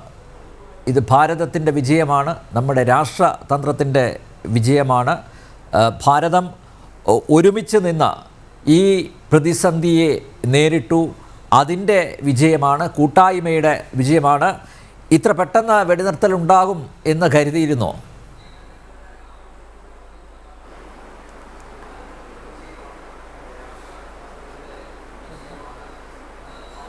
Thank you, Anil Nambiar, for having me on this show. ഭാരതത്തിൻ്റെ വിജയമെന്ന് പറയുന്നതിൽ യാതൊരു സംശയവുമില്ല. ഇത് ഭാരതത്തിൻ്റെ വിജയം പൂർണ്ണമായും വിജയം തന്നെയാണ്. അത് എല്ലാ തലത്തിലും എല്ലാ ആക്ഷൻ തുടങ്ങിയത് തൊട്ട് അത് trigger point was Pahalgam. From Pahalgam onwards, every action at every stage has been laudable as far as Indian establishment is concerned. നമ്മുടെ പൊളിറ്റിക്കൽ എസ്റ്റാബ്ലിഷ്മെൻറ്റും ആംഡ് ഫോഴ്സസ് എസ്റ്റാബ്ലിഷ്മെൻറ്റും the careful planning diplomatic department നോക്കിയാലും എല്ലാ തലത്തിലും നമുക്ക് അഭിമാനകരമായിട്ടുള്ള ആക്ഷൻസാണ് ഉണ്ടായിട്ടുള്ളത്. അത് തീർച്ചയായിട്ടും അത് തുടങ്ങുമ്പോൾ തന്നെ അറിയാമല്ലോ എങ്ങോട്ടാണ് പോകുന്നതെന്നുള്ള കാര്യം. അങ്ങനെ നോക്കി വരുമ്പോൾ വിജയത്തിലോട്ടാണെന്നുള്ളതിന് യാതൊരു സംശയം ഉണ്ടായിരുന്നില്ല. മാത്രമല്ല, ഇത് ധർമ്മത്തിൻ്റെ സൈഡിൽ നിന്ന് നമ്മുടെ ഒരു റെസ്പോൺസ് ആയിരുന്നു. നല്ലതിന് വേണ്ടിയിട്ട് ആക്ഷൻ എടുത്തതായിട്ടാണ് ഞാൻ കണക്കാക്കുന്നത്. ഈ പഹൽഗാം ഭീകരാക്രമണം, അതിന് ഒരു ചുട്ട മറുപടി നൽകുക. യെസ്, ഞാൻ എയർ മാർഷൽ ശ്രീ വിപിനിലേക്ക് പോകുന്നതിന് മുമ്പ് കേണൽ ഡിന്നിയിലേക്ക് പോവുകയാണ്. അദ്ദേഹം 8 മണിവരെയേ ഉള്ളൂ. കേണൽ ഡിന്നി, ഭാരതത്തിൻ്റെ വിജയം, സൈന്യത്തിൻ്റെ വിജയം, ഈ വെടിനിർത്തലിലേക്ക് നയിച്ച കാര്യങ്ങൾ എന്തൊക്കെയായിരിക്കും? പാകിസ്ഥാനെ നിർബന്ധിതമാക്കിയത്, അതായത് ഇനി മുന്നോട്ട് പോകാനാവില്ല, കീഴടങ്ങൽ മാത്രമേ നിർവാഹമുള്ളൂ, അങ്ങനെ ഒരു സ്ഥിതിവിശേഷത്തിലേക്ക് എത്തിച്ചത് എന്തൊക്കെയായിരിക്കാം? ശ്രീ അനിൽ, തീർച്ചയായിട്ടും ഇത് ഭാരതത്തിന്റെ ഒരു വിജയമായിട്ട് തന്നെയാണ് ഞാൻ കാണുന്നത്. ഭാരതത്തിന്റെ സൈന്യത്തിന്റെ ഒരു വിജയമായിട്ടാണ് ഞാൻ കാണുന്നത്. ഭാരതത്തിന്റെ ഭീകരവാദത്തിന്റെ അഗെയിൻസ്റ്റ് ആയിട്ടുള്ള പോരാട്ടത്തിന്റെ ഒരു വിജയമായിട്ടാണ് ഞാൻ കാണുന്നത്. എന്തുകൊണ്ടാണ് ഈ ഒരു കാര്യത്തിൽ പാകിസ്ഥാന് സീസ് ഫയറിലേക്ക് നയിച്ചതെന്ന് ചോദിച്ചു കഴിഞ്ഞാൽ അതിന് പല കാരണങ്ങളുണ്ട്. ഏറ്റവും വലിയ കാരണം തന്നെ ഭാരതത്തിന്റെ സൈന്യം പാകിസ്ഥാന്റെ സൈന്യത്തിന്റെ പല ഇൻസ്റ്റാളേഷൻസിനും പല അസറ്റ്സിനെയും നശിപ്പിച്ചത് കാരണം പാകിസ്ഥാനിന് വരും ദിവസങ്ങളിൽ അവർക്ക് ഒരു കാരണവശാലും യുദ്ധം ചെയ്യാൻ പറ്റാത്തൊരു അവസ്ഥയിലേക്ക് പോകാമായിരുന്നു. ഇപ്പോഴങ്ങനത്തെ അവസ്ഥയിലേക്ക് പോയില്ലെങ്കിൽ തന്നെ അവരുടെ ധാരാളം, പ്രത്യേകിച്ച് എയർഫോഴ്സിന്റെ അസറ്റ്സ് ഒക്കെ, എയർഫോഴ്സിന്റെ എയർഫീൽഡ്സ്, എയർഫോഴ്സിന്റെ മറ്റ് എയർ ഡിഫൻസ് സിസ്റ്റം, അങ്ങനെയുള്ള ധാരാളം കാര്യങ്ങൾ നമ്മൾ സിസ്റ്റമാറ്റിക് ആയിട്ട് ഡീഗ്രേഡ് ചെയ്തുകൊണ്ട് വരും ദിവസങ്ങളിൽ ഇതേ രീതിയിൽ തന്നെ തുടർന്നു കഴിഞ്ഞാൽ ഒരു പരിധി കഴിയുമ്പം പിന്നെ അവർക്ക് ഒരു കാരണവശാലും എയർഫോഴ്സിന്റെ ആ ഡോമിനൻസ് കംപ്ലീറ്റ് ആയിട്ട് ഭാരതത്തിന്റെ എയർഫോഴ്സിന്റെ ഡോമിനൻസ് മാറും. അങ്ങനെ വന്നു കഴിഞ്ഞാൽ പിന്നെ വലിയ രീതിയിൽ നാണം കെടും എന്നുള്ള രീതിയാണ് ഒന്ന്. രണ്ടാമതായിട്ട് അവർ തിരിച്ചടിക്കാൻ ശ്രമിച്ചപ്പോഴൊക്കെ നമ്മളെ എയർ ഡിഫൻസ് സിസ്റ്റം വളരെ ശക്തമായിട്ട് തന്നെ നമ്മൾ അതിനെ ഡിഫെൻഡ് ചെയ്യും. നമ്മളിവിടെ അവർ വിചാരിച്ച കണക്കുള്ള ഒരു നാശനഷ്ടം ഉണ്ടായില്ല. ഞാൻ എഗ്രി ചെയ്യുന്നു, 1-2 സ്ഥലത്തൊക്കെ ഉണ്ടായിട്ടുണ്ട്, നാശനഷ്ടം ഉണ്ടായിട്ടുണ്ട്. അതിനകത്ത് നമ്മൾ അതിനെ കൊച്ചക്കാണല്ല, ഒരാൾ പോലും ഒരു നഷ്ടം വന്നാൽ നമ്മളെ സംബന്ധിച്ചുള്ള വലിയ നഷ്ടമാണ്. പക്ഷെ അവരെങ്ങനെയാണ് വിചാരിച്ചത്, ഏത് രീതിയിലുള്ള മിസൈലുകളാണ് ഒക്കെ ചെയ്തത്, അതിനെയൊക്കെ വെച്ച് നോക്കുമ്പോൾ നാശനഷ്ടം ഉണ്ടായില്ല എന്ന് തന്നെ പറയാം. അപ്പൊ ഈ രണ്ട് മിലിറ്ററി സൈന്യത്തിന്റെ ഒരു എഫക്ട് കാരണമാണ് ആദ്യത്തെ കാരണം അവർക്ക് ഇപ്പം ഇങ്ങനെ ഒരു കാര്യത്തിലേക്ക് നയിച്ചത്. ശ്രീ അനിൽ, ഒരു കാരണവശാലും അവർ വിചാരിച്ചില്ല നമ്മൾ ഈ സിന്ദൂർ എന്ന് പറഞ്ഞൊരു ഓപ്പറേഷൻ അവരുടെ മണ്ണിൽ 9 ഭീകരവാദികളെ ക്യാമ്പുകൾക്ക് നേരെ നമ്മൾ ചെയ്യുന്നു. അതിനകത്ത് തന്നെ ഇന്ന് വരുന്ന റിപ്പോർട്ട് നോക്കൂ, എത്ര വലിയ വലിയ ഭീകരവാദി ടെററിസ്റ്റ് അവരുടെ നേതാക്കൾ അല്ലെങ്കിൽ അവരുടെ തലവന്മാർ വരെ അതിനകത്ത് നമ്മൾ വധിച്ചു. അപ്പൊ അത്രയും ഒരു തിരിച്ചടി അവർക്ക് കിട്ടി. അതിന്റെ അവസാന കർമ്മങ്ങൾ അവരുടെ വലിയ രീതിയിൽ ഭീകരവാദി തലവന്മാരും സൈനികരും ഒക്കെ നിന്ന് സ്റ്റേറ്റ് ഫ്യൂണറാണ് കൊടുക്കുന്നത്. സാധാരണക്കാരായിട്ടുള്ള ഭീകരവാദികൾ അങ്ങനെ കൊടുക്കുമോ? ഇല്ല. അപ്പൊ തീർച്ചയായിട്ടും അവർക്ക് അങ്ങനെ ഒരു വലിയൊരു അടി നടന്നിട്ടുണ്ട്. അതുപോലെ തന്നെ ഭാരതം ഭീകരവാദത്തിന്റെ എഗെയിൻസ്റ്റ് ആയിട്ട് തന്നെ നമ്മളെ കൺവെൻഷണൽ ആയിട്ടുള്ള ഫോഴ്സ് ഉപയോഗിക്കാൻ ഒരു മടിയുമില്ല എന്ന് തെളിയിച്ചത് കൂടിയാണ് സിന്ദൂർ. അപ്പം ഈ കാര്യങ്ങളാണ് മിലിറ്ററിലി നമ്മൾ അറിയുന്നില്ല. ഇത് കൂടാതെ ഭാരതത്തിന്റെ പാകിസ്ഥാന്റെ ഉള്ളിൽ നടക്കുന്ന സ്ഥിതി എന്താണെന്ന് നോക്കും. കഴിഞ്ഞ ഒരു 3-4 ദിവസത്തെ മാത്രം നോക്കിയാൽ പഷ്തൂൺ കത്തുകയാണ്. പഷ്തൂണിൽ ഓരോ ദിവസവും പാകിസ്ഥാന്റെ സൈന്യത്തിന് വൻ തിരിച്ചടി കിട്ടിക്കൊണ്ടിരിക്കുകയാണ്. അങ്ങനെ അതിന്റെ ഒരു കാരണം വെച്ചാൽ ബലൂചിസ്ഥാനിൽ നിന്ന് പാകിസ്ഥാന്റെ ഒരു സൈന്യത്തിന്റെ ഒരു വിഭാഗം ആളുകളെ അവർ ഈ ബോർഡറിലോട്ട് മാറ്റി. അത് അവിടെ മാറ്റിയപ്പോഴത്തേക്ക് ബലൂചിസ്ഥാൻ ഫൈറ്റേഴ്സ് അവിടെ കുറച്ചുകൂടെ ഫ്രീഡം ഇട്ട് അവര് പ്രവർത്തിക്കാൻ തുടങ്ങി. പല റിപ്പോർട്ട്സും ബലൂചിസ്ഥാനെ ഒരു സ്വതന്ത്ര രാജ്യമാക്കി കൺസിഡർ ചെയ്യണം എന്ന് പറഞ്ഞ് UN-ലൊക്കെ ലെറ്ററും എഴുതി മറ്റു കാര്യങ്ങളൊക്കെ നടക്കുന്ന നമ്മൾ കണ്ടു. അതുപോലെ തന്നെ ഏറ്റവും ഇനി വരാൻ ദിവസങ്ങളിൽ വലിയ രീതിയിൽ ചർച്ച ചെയ്യാൻ പോകുന്ന ഒരു കാര്യം കൂടാണ് സിന്ധു നദീ കരാറിന്റെ ഇഫക്ട്. അത് സത്യം പറഞ്ഞാൽ ഒന്ന് ആലോചിച്ച് നോക്കൂ, ഈ ഒരു പെഹൽഗാം വിഷയത്തില് അല്ലെങ്കിൽ ഇങ്ങനെ ഒരു സംഭവം നടക്കുമ്പോൾ നമ്മൾ ഇതല്ലായിരുന്നെങ്കിൽ നമുക്ക് ഒരിക്കലും ചിന്തിക്കാൻ പറ്റാത്ത ഒരു കാര്യമായിരുന്നു സിന്ധു നദി കരാർ അതിനെ സസ്പെൻഡ് അല്ലെങ്കിൽ മരവിപ്പിക്കൂ എന്നുള്ളത്. അത് എത്രമാത്രം വലിയ ഒരു ആഘാതമാണ് ഇനി വരാൻ പോകുന്ന ദിവസങ്ങളിൽ പാകിസ്ഥാൻ ഉണ്ടാക്കാൻ പോകുന്നതെന്ന് അവർക്കറിയത്തില്ല. അപ്പൊ ആ ഒരു വിഷയത്തിൽ നമ്മൾ വെള്ളം തുറന്നു വിടുന്നതിന്റെ ടൈമിങ്ങും മറ്റു കാര്യങ്ങളും ഒക്കെ നമ്മൾ ഓൾറെഡി ഡെമോൺസ്ട്രേറ്റ് ചെയ്ത് കഴിഞ്ഞ് നമ്മൾ എന്താണ് ചെയ്യാൻ പോകുന്നത്. അപ്പൊ ഇതെല്ലാം കൂടെ ചേർന്ന് രാഷ്ട്രീയപരമായിട്ട് അവിടെ പല ചർച്ചകൾ നടക്കുന്നുണ്ടായിരുന്നു, ഈ ചെയ്യുന്നത് ശരിയല്ല എന്ന്. സൈന്യത്തിന്റെ ഉള്ളിൽ പല ചർച്ചകൾ നടക്കുന്നുണ്ടായിരുന്നു, ഇത് ചെയ്യുന്നത് ശരിയല്ല എന്ന്. അങ്ങനെയൊക്കെ വന്നപ്പോഴാണ് അവസാനമായിട്ട് ഇന്റർനാഷണൽ പ്രഷർ. അത് അമേരിക്ക ആദ്യമൊക്കെ ഇതിനകത്ത് ഇടപെടത്തില്ല എന്നുള്ള രീതിയിലാണെങ്കിൽ തന്നെയും, പക്ഷെ അമേരിക്കയ്ക്ക് കൃത്യമായിട്ട് ഒരു സമയം ഉണ്ടായിരുന്നു അവർ ഇടപെടും എന്നുള്ള രീതിയിലേക്ക് വന്ന സമയത്ത് ഇന്ന് സ്റ്റേറ്റ് സെക്രട്ടറി മാർക്കോ റൂബിയോ നമ്മുടെ ഫോറിൻ മിനിസ്റ്ററുമായിട്ടും പാകിസ്ഥാന്റെ ഫോറിൻ മിനിസ്റ്ററുമായിട്ടും, പക്ഷെ ഏറ്റവും ഇമ്പോർട്ടന്റ് ആയിട്ട് ജനറൽ അസീം മുനീറായിട്ട് നേരിട്ട് സംസാരിച്ചിട്ട് ഞാൻ ഈ പറഞ്ഞ കാര്യങ്ങൾ തന്നെ ആയിരിക്കും അദ്ദേഹം ആ ജനറൽ അടുത്ത് പറഞ്ഞ് മനസ്സിലാക്കിയത്. നിങ്ങൾ ഇങ്ങനെ പോയി കഴിഞ്ഞാൽ നിങ്ങളെ ആർക്കും രക്ഷപ്പെടുത്താൻ പറ്റില്ല. ഞങ്ങളെ മധ്യസ്ഥയിൽ IMF-ൽ നിന്ന് നിങ്ങൾക്ക് $1 ബില്യൺ നിങ്ങൾക്ക് ജീവിക്കാൻ വേണ്ടി തരികയാണ്. നിങ്ങൾ ഈ യുദ്ധം കണ്ടിന്യൂ ചെയ്തുകൊണ്ട് യുദ്ധ സമാനമായിട്ടുള്ള രീതി കണ്ടിന്യൂ ചെയ്ത് കഴിഞ്ഞാൽ ഒരാൾക്കും നിങ്ങളെ സഹായിക്കാൻ പറ്റത്തില്ല. നിങ്ങൾ ഏത് വിശ്വാസത്തിന്റെ ഏത് ആശയത്തിന്റെ പേരിലായിരിക്കും നിങ്ങൾ ഇത് ചെയ്യുന്നെങ്കിൽ നിങ്ങൾ ആർക്കും സപ്പോർട്ട് ചെയ്യാൻ പറ്റില്ല, നിങ്ങൾ ആരും സഹായിക്കാൻ പറ്റത്തില്ല എന്നുള്ളൊരു ഒരു രീതിയിൽ സംസാരിച്ചതിന്റെ ഒരു ഫലമായിട്ടാണ് ഇന്ന് പാകിസ്ഥാൻ അവരുടെ DGMO 3:35 നമ്മളെ DGMO-ആയിട്ട് വിളിക്കുകയും ഇങ്ങനെ ഒരു ആശയം മുന്നോട്ട് വെക്കുകയും ചെയ്ത് അതിന്റെ പരിണാമമായിട്ട് നമ്മൾ ഇന്ന് ആ സീസ്ഫയറിനെ എഗ്രി ചെയ്യുകയും ചെയ്തു. അതുകൊണ്ട് തീർച്ചയായിട്ടും നമ്മളെ കേണൽ ഡിനി, ഇങ്ങനെ ഒരു ചർച്ച നടക്കുമ്പോൾ, ആശയവിനിമയം നടക്കുമ്പോൾ സ്വാഭാവികമായിട്ടും ഇരു രാജ്യങ്ങളും എന്തെങ്കിലും ഉപാധികൾ മുന്നോട്ട് വെച്ചിട്ടുണ്ടാകുമല്ലോ. നമ്മളെ സംബന്ധിച്ചുള്ള ഒരൊറ്റ ഉപാധി മാത്രമേ കാണാൻ സാധ്യതയുള്ളൂ ശ്രീ അനിൽ. അത് ഭീകരവാദത്തിനെ ഞങ്ങളെ അഗേൻസ്റ്റ് യൂസ് ചെയ്യരുത്, അത് മാത്രമാണ് നമ്മളെ ഉപാധി. അതിനുവേണ്ടി ഇന്ന് വേറെ മറ്റൊരു കൃത്യമായിട്ടുള്ള ഒരു തീരുമാനം എടുത്തിട്ടുണ്ട്. ഭീകരവാദത്തിന്റെ act of terror will be an act of war. അതായത് ഭീകരവാദം ചെയ്തു കഴിഞ്ഞാൽ അതൊരു യുദ്ധത്തിന്റെ പ്രഖ്യാപനമായിട്ട് ഞങ്ങൾ കണക്കാക്കി ആ രീതിയിൽ ഞങ്ങൾ ഇടപെടും എന്ന് വളരെ കൃത്യമായിട്ട് ഇന്ന് പറഞ്ഞു കഴിഞ്ഞു. അപ്പൊ എനിക്കൊന്ന് ഇതെല്ലാം മുന്നിൽ കണ്ടുകൊണ്ട് തന്നെയാണ് നമ്മൾ ഈ നടപടികളൊക്കെ എടുത്തത്. അപ്പം പാകിസ്ഥാൻ DGMO പറയാൻ പറ്റില്ലല്ലോ ഭീകരവാദികളെ ഇനി ഞങ്ങൾ സഹായിക്കില്ല, പ്രോത്സാഹിപ്പിക്കില്ല എന്ന് പറയാൻ പറ്റുമോ? കാരണം പാകിസ്ഥാന്റെ ശരീരത്തിലുള്ള ഒരു അവയവമാണല്ലോ ഈ മസൂദ് അസറും ഒക്കെ അല്ലേ, ഹാഫിസ് സയ്യിദും ഒക്കെ ഓരോ അവയവങ്ങളാണല്ലോ. അപ്പൊ അത് പെട്ടെന്ന് മുറിച്ചു മാറ്റാൻ പറ്റുമോ പാകിസ്ഥാനെ പറ്റില്ല സംബന്ധിച്ചിടത്തോളം? പറ്റത്തില്ല, അവർക്ക് ഒരിക്കലും പറ്റത്തില്ല. അങ്ങ് പറഞ്ഞ വളരെ കറക്റ്റ് ആണ്. അവരിപ്പം നേരത്തെ പറഞ്ഞ പോലെ പണ്ടൊക്കെ ഒരു സൈന്യം ഉണ്ടായിരുന്നു, ആ സൈന്യത്തിന് അവര് ഭീകരവാദികളെ വളർത്തി. ഇന്ന് ഭീകരവാദി ആരാണോ സൈന്യം ആരാണോ എന്ന് അറിയാൻ പറ്റാത്ത രീതിയിലേക്ക് മാറിയിരിക്കുകയാണ് പാകിസ്ഥാൻ സൈന്യം. അപ്പൊ തീർച്ചയായിട്ടും നമ്മളിപ്പം അവരുടെ അടുത്ത് പറയുകയാണ് ഇങ്ങനത്തെ ഒരു കാര്യം ഉണ്ടെന്ന് വെച്ചാൽ നാളെ അവരത് കേൾക്കണമെന്നില്ല. പക്ഷെ ഒരു കാര്യം ശ്രീ അനിൽ വളരെ കൃത്യമായിട്ട് നമ്മളൊരു മെസ്സേജ് കൊടുത്തിട്ടുണ്ട്. ബാവൽപൂർ എന്ന് പറഞ്ഞ ഒരു സ്ഥലം 100 കിലോമീറ്റർ ഇന്റർനാഷണൽ ബോർഡറിൽ നിന്ന് അപ്പുറം നമ്മൾ പോയി സ്ട്രൈക്ക് ചെയ്തിട്ടുണ്ടെങ്കിൽ ആ സ്ട്രൈക്ക് ഇനി ഈ കശ്മീർ പാകിസ്ഥാന്റെ ഏത് ഭാഗത്തായാലും ശരി അത് സ്ട്രൈക്ക് ചെയ്യാം. ഒരു സ്ഥലത്ത് നിങ്ങൾ ഒളിക്കാൻ പറ്റത്തില്ല. ഞാൻ ഭീകരവാദികൾ അവർ സൃഷ്ടിച്ചോട്ടെ, പക്ഷെ ഭീകരവാദികൾ തലവന്മാര് എവിടെ പോയി ഒളിച്ചാലും അവരെ സ്ട്രൈക്ക് ചെയ്യാൻ പറ്റും എന്നുള്ളൊരു പേടി, ആ ഭയം ഈ ഓപ്പറേഷൻ സിന്ദൂറിലൂടെ നമ്മൾ കൊടുത്തിട്ടുണ്ട്. അത് കൃത്യമായിട്ട് അവർക്ക് റിസീവ് ചെയ്തിട്ടുമുണ്ട്. അപ്പൊ അതിനകത്ത് ഞാൻ പറയുന്നില്ല നാളെ തൊട്ട് ഭീകരവാദം എല്ലാം അവസാനിക്കുന്നു, അത് അവരുടെ ഒരിക്കലും മാറാൻ പോകുന്നില്ല. അതിനകത്ത് നമുക്കറിയാം അത് എന്തുകൊണ്ടാണെന്നൊക്കെ ഉള്ള കാര്യത്തിൽ നമുക്ക് ചർച്ച ചെയ്യുന്ന വേറൊരു വിഷയം തന്നെ ആയതുകൊണ്ട് ആ കാര്യത്തിലേക്ക് ഞാൻ പോകുന്നില്ല. പക്ഷെ ഒരു കാര്യം തീർച്ചയാണ്, അവരുടെ ഉള്ളിൽ ഒരു ഭയം കയറിയിട്ടുണ്ട്. ആ ഭയത്തിന്റെ കാരണം ഭാരതം എടുത്ത ഓപ്പറേഷൻ സിന്ദൂർ തന്നെയാണ്. നിങ്ങൾ ഭീകരവാദത്തിൽ ചെയ്തു കഴിഞ്ഞാൽ ഞങ്ങൾ മിലിറ്ററി ഉപയോഗിച്ച് നിങ്ങളെ സ്ട്രൈക്ക് ചെയ്യും എന്നുള്ള മെസ്സേജ് തീർച്ചയായിട്ടും കൊടുത്തിട്ടുണ്ട്. നിങ്ങൾ ഇങ്ങോട്ട് സ്ട്രൈക്ക് ചെയ്താൽ ഞങ്ങൾ അതേ ഡൊമൈനിൽ അതേ രീതിയിൽ തിരിച്ച് അങ്ങോട്ട് സ്ട്രൈക്ക് ചെയ്യാൻ യാതൊരു മടിയില്ല.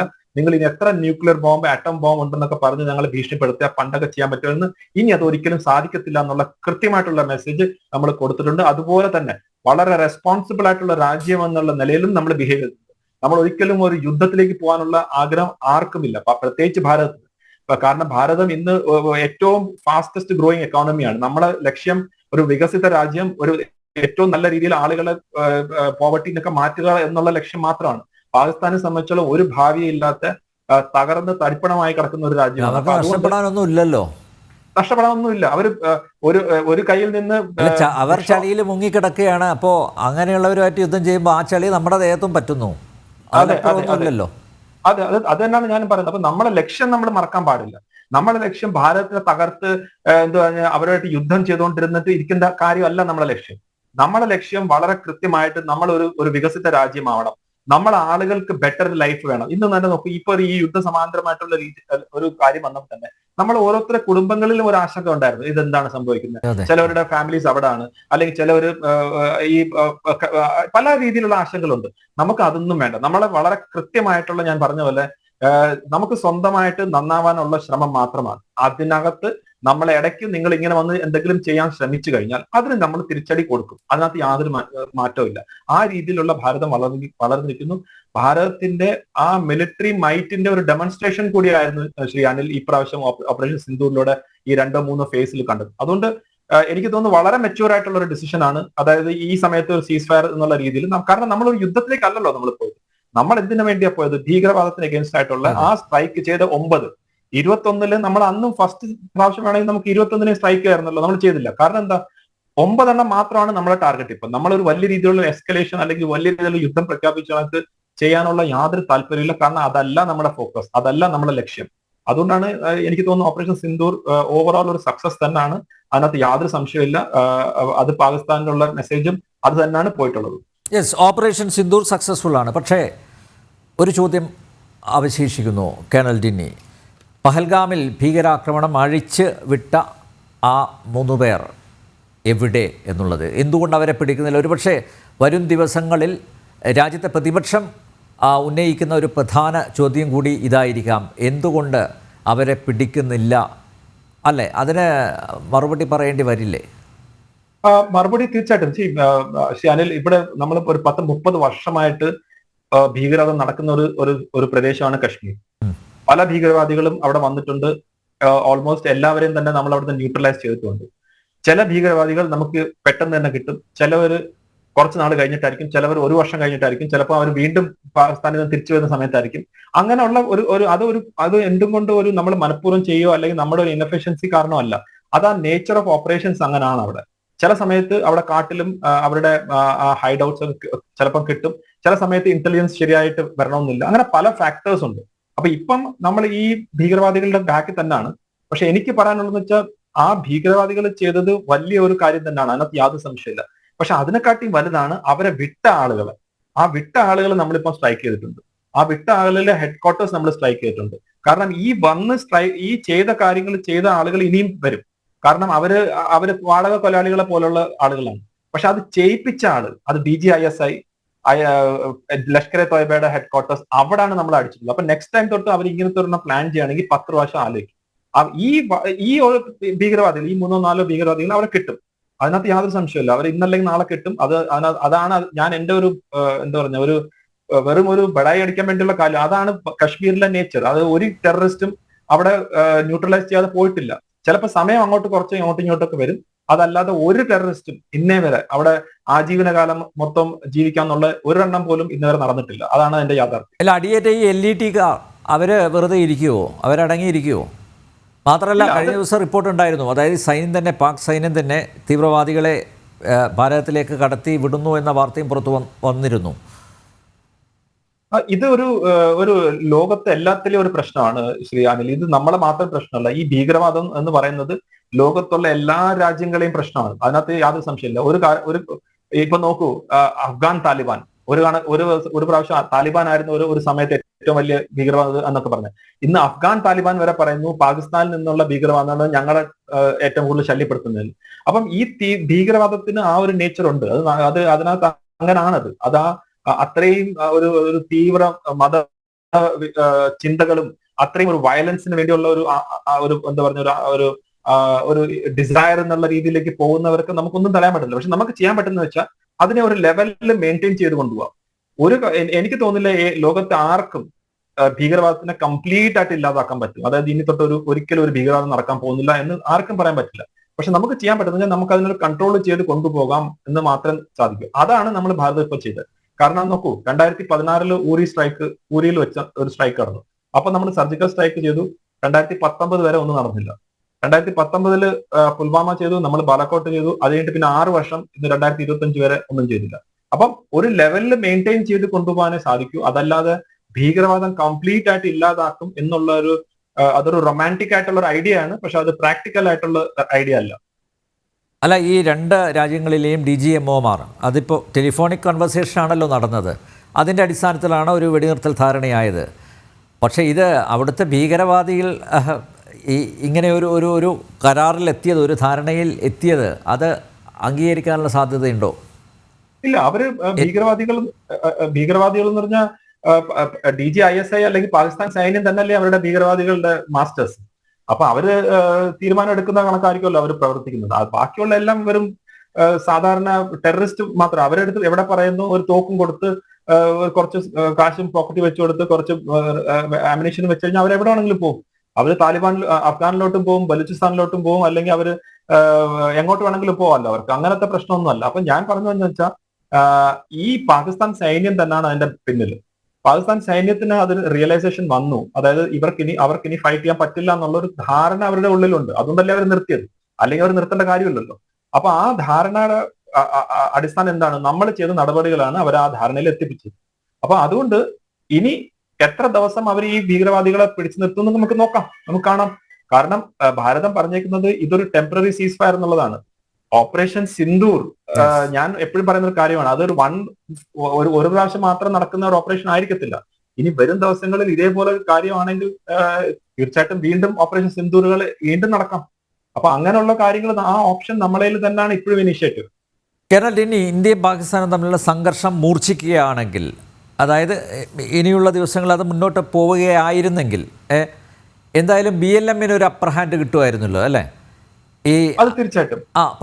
പക്ഷേ ഇനി എന്തായിരിക്കും? BLM ഇന്ന് അന്ത്യശാസനം നൽകിയതാണ്.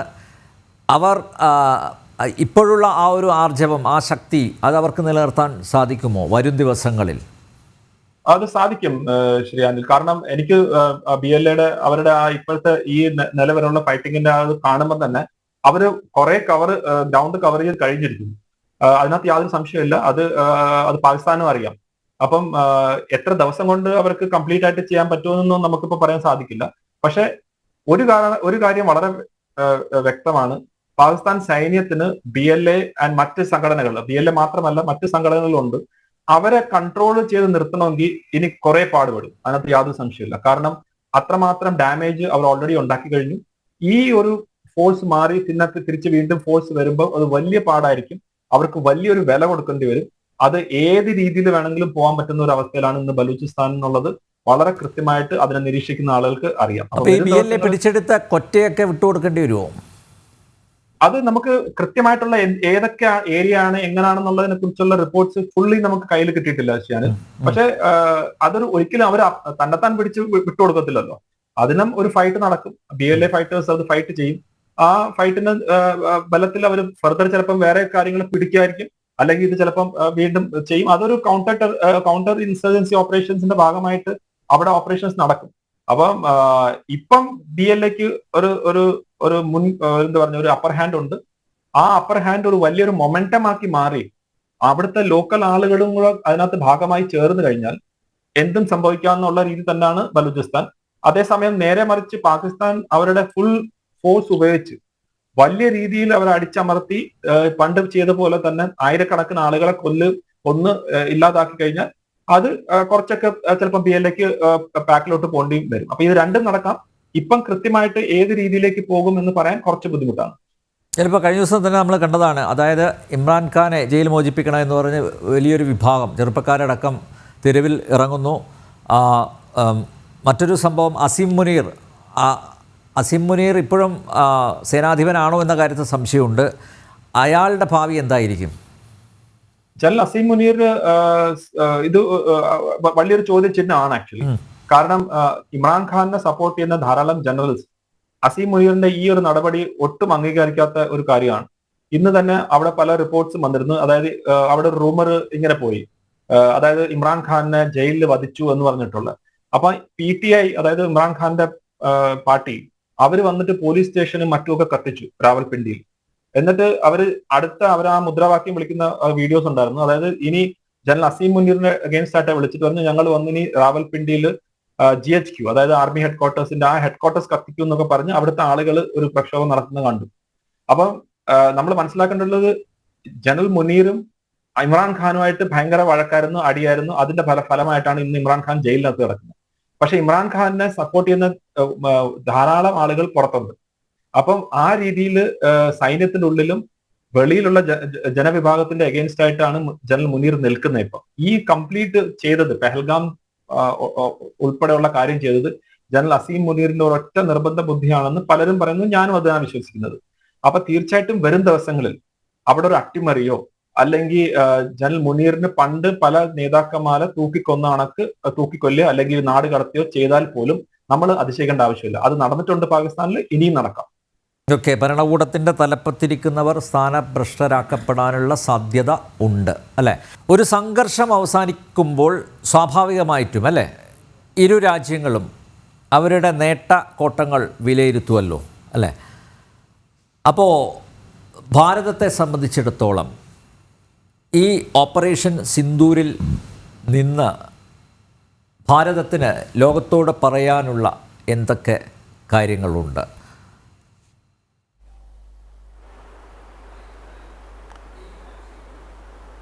ലോകത്തിനോട് പറയാനുള്ള കാര്യങ്ങൾ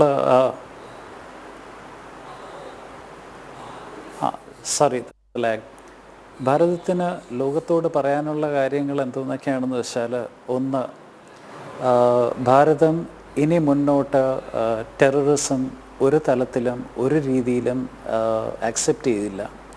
അങ്ങനെ ടെററിസ്റ്റ് അറ്റാക്കോ ടെററിസം ഉണ്ടായിക്കഴിഞ്ഞാൽ that will be considered as an act of war, and we will act in accordance with our policies that are governing war reactions.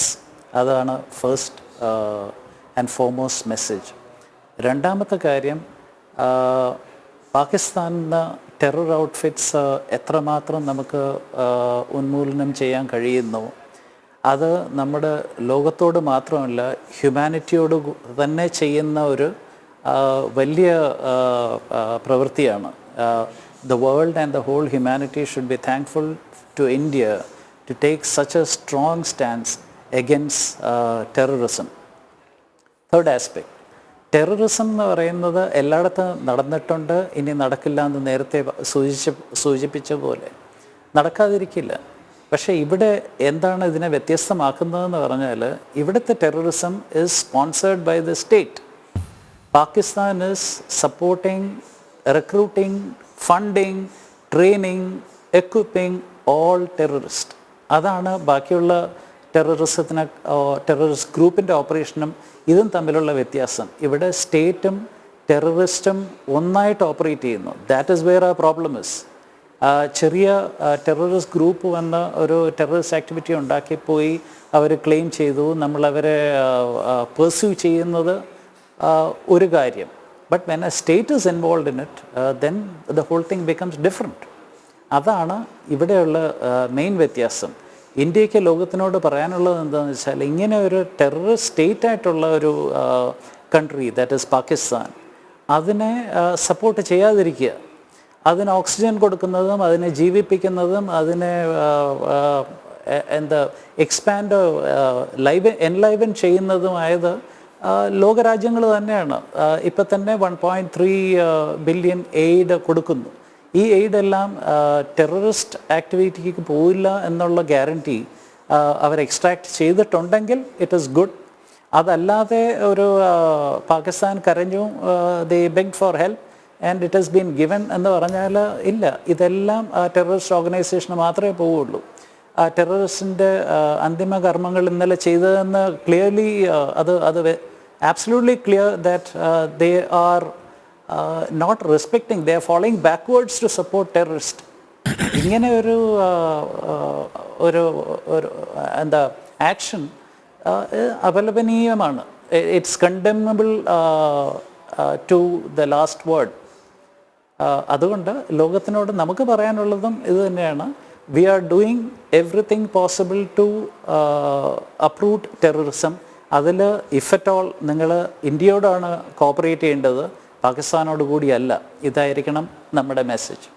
Okay Jishnu, തെരഞ്ഞെടുപ്പ് വേളയിൽ ജമ്മു കാശ്മീരിൽ അങ്ങോളം ഇങ്ങോളം സഞ്ചരിച്ച ഒരു മാധ്യമപ്രവർത്തകനാണ് താങ്കൾ, അല്ലേ? പഹൽഗാം ഉണ്ടാക്കിയ ആ ഒരു മുറിവ് ഇതുവരെയായും ഉണങ്ങിയിട്ടില്ല. മാത്രമല്ല, ഈ സംഘർഷത്തിലേക്ക് കടന്നപ്പോൾ വിദേശ വിനോദസഞ്ചാരികളടക്കം ആഭ്യന്തര ടൂറിസ്റ്റുകളടക്കം വലിയൊരു വിഭാഗം അവരുടെ ഏറ്റവും പ്രിയപ്പെട്ട സഞ്ചാര കേന്ദ്രമായിട്ട് കാശ്മീരിനെയാണ് കണ്ടിരുന്നത്. അതിലൊരു വലിയൊരു ഇടിവ് വന്നു, സഞ്ചാരികളുടെ എണ്ണത്തിൽ ഒരു ഇടിവ് വന്നു, ടൂറിസ്റ്റുകൾ അങ്ങോട്ടേക്ക് പോകുന്നതിൽ വലിയൊരു ഇടിവ് വന്നു. അതൊക്കെ ജമ്മു കാശ്മീരിലെ ജനങ്ങൾ തുറന്നു പറഞ്ഞതുമാണ്. കാരണം അവർ ടൂറിസത്തെ പൂർണ്ണമായും ഡിപ്പെൻഡ് ചെയ്യുന്ന ഒരവസ്ഥയിലായിരുന്നു. അവരുടെ അന്നത്തിലാണ് മണ്ണ് വാരിയിട്ടത് ഈ ഭീകരവാദികൾ, അല്ലേ? ജമ്മു കാശ്മീർ വീണ്ടും പഴയ നിലയിലേക്ക് തിരിച്ചു വരും എന്ന് കരുതുന്നുണ്ടോ?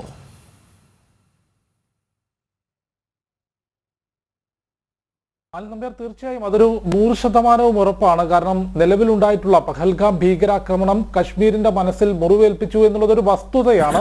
അതേ തുടർന്ന് അതിന് ഭാഗമായുള്ള സൈനിക നടപടികളുടെ ഭാഗമായി ഈ ജമ്മു കാശ്മീരിലേക്കുള്ള വിനോദസഞ്ചാരികളുടെ എണ്ണത്തിൽ കുറവ് വന്നിട്ടുണ്ട്.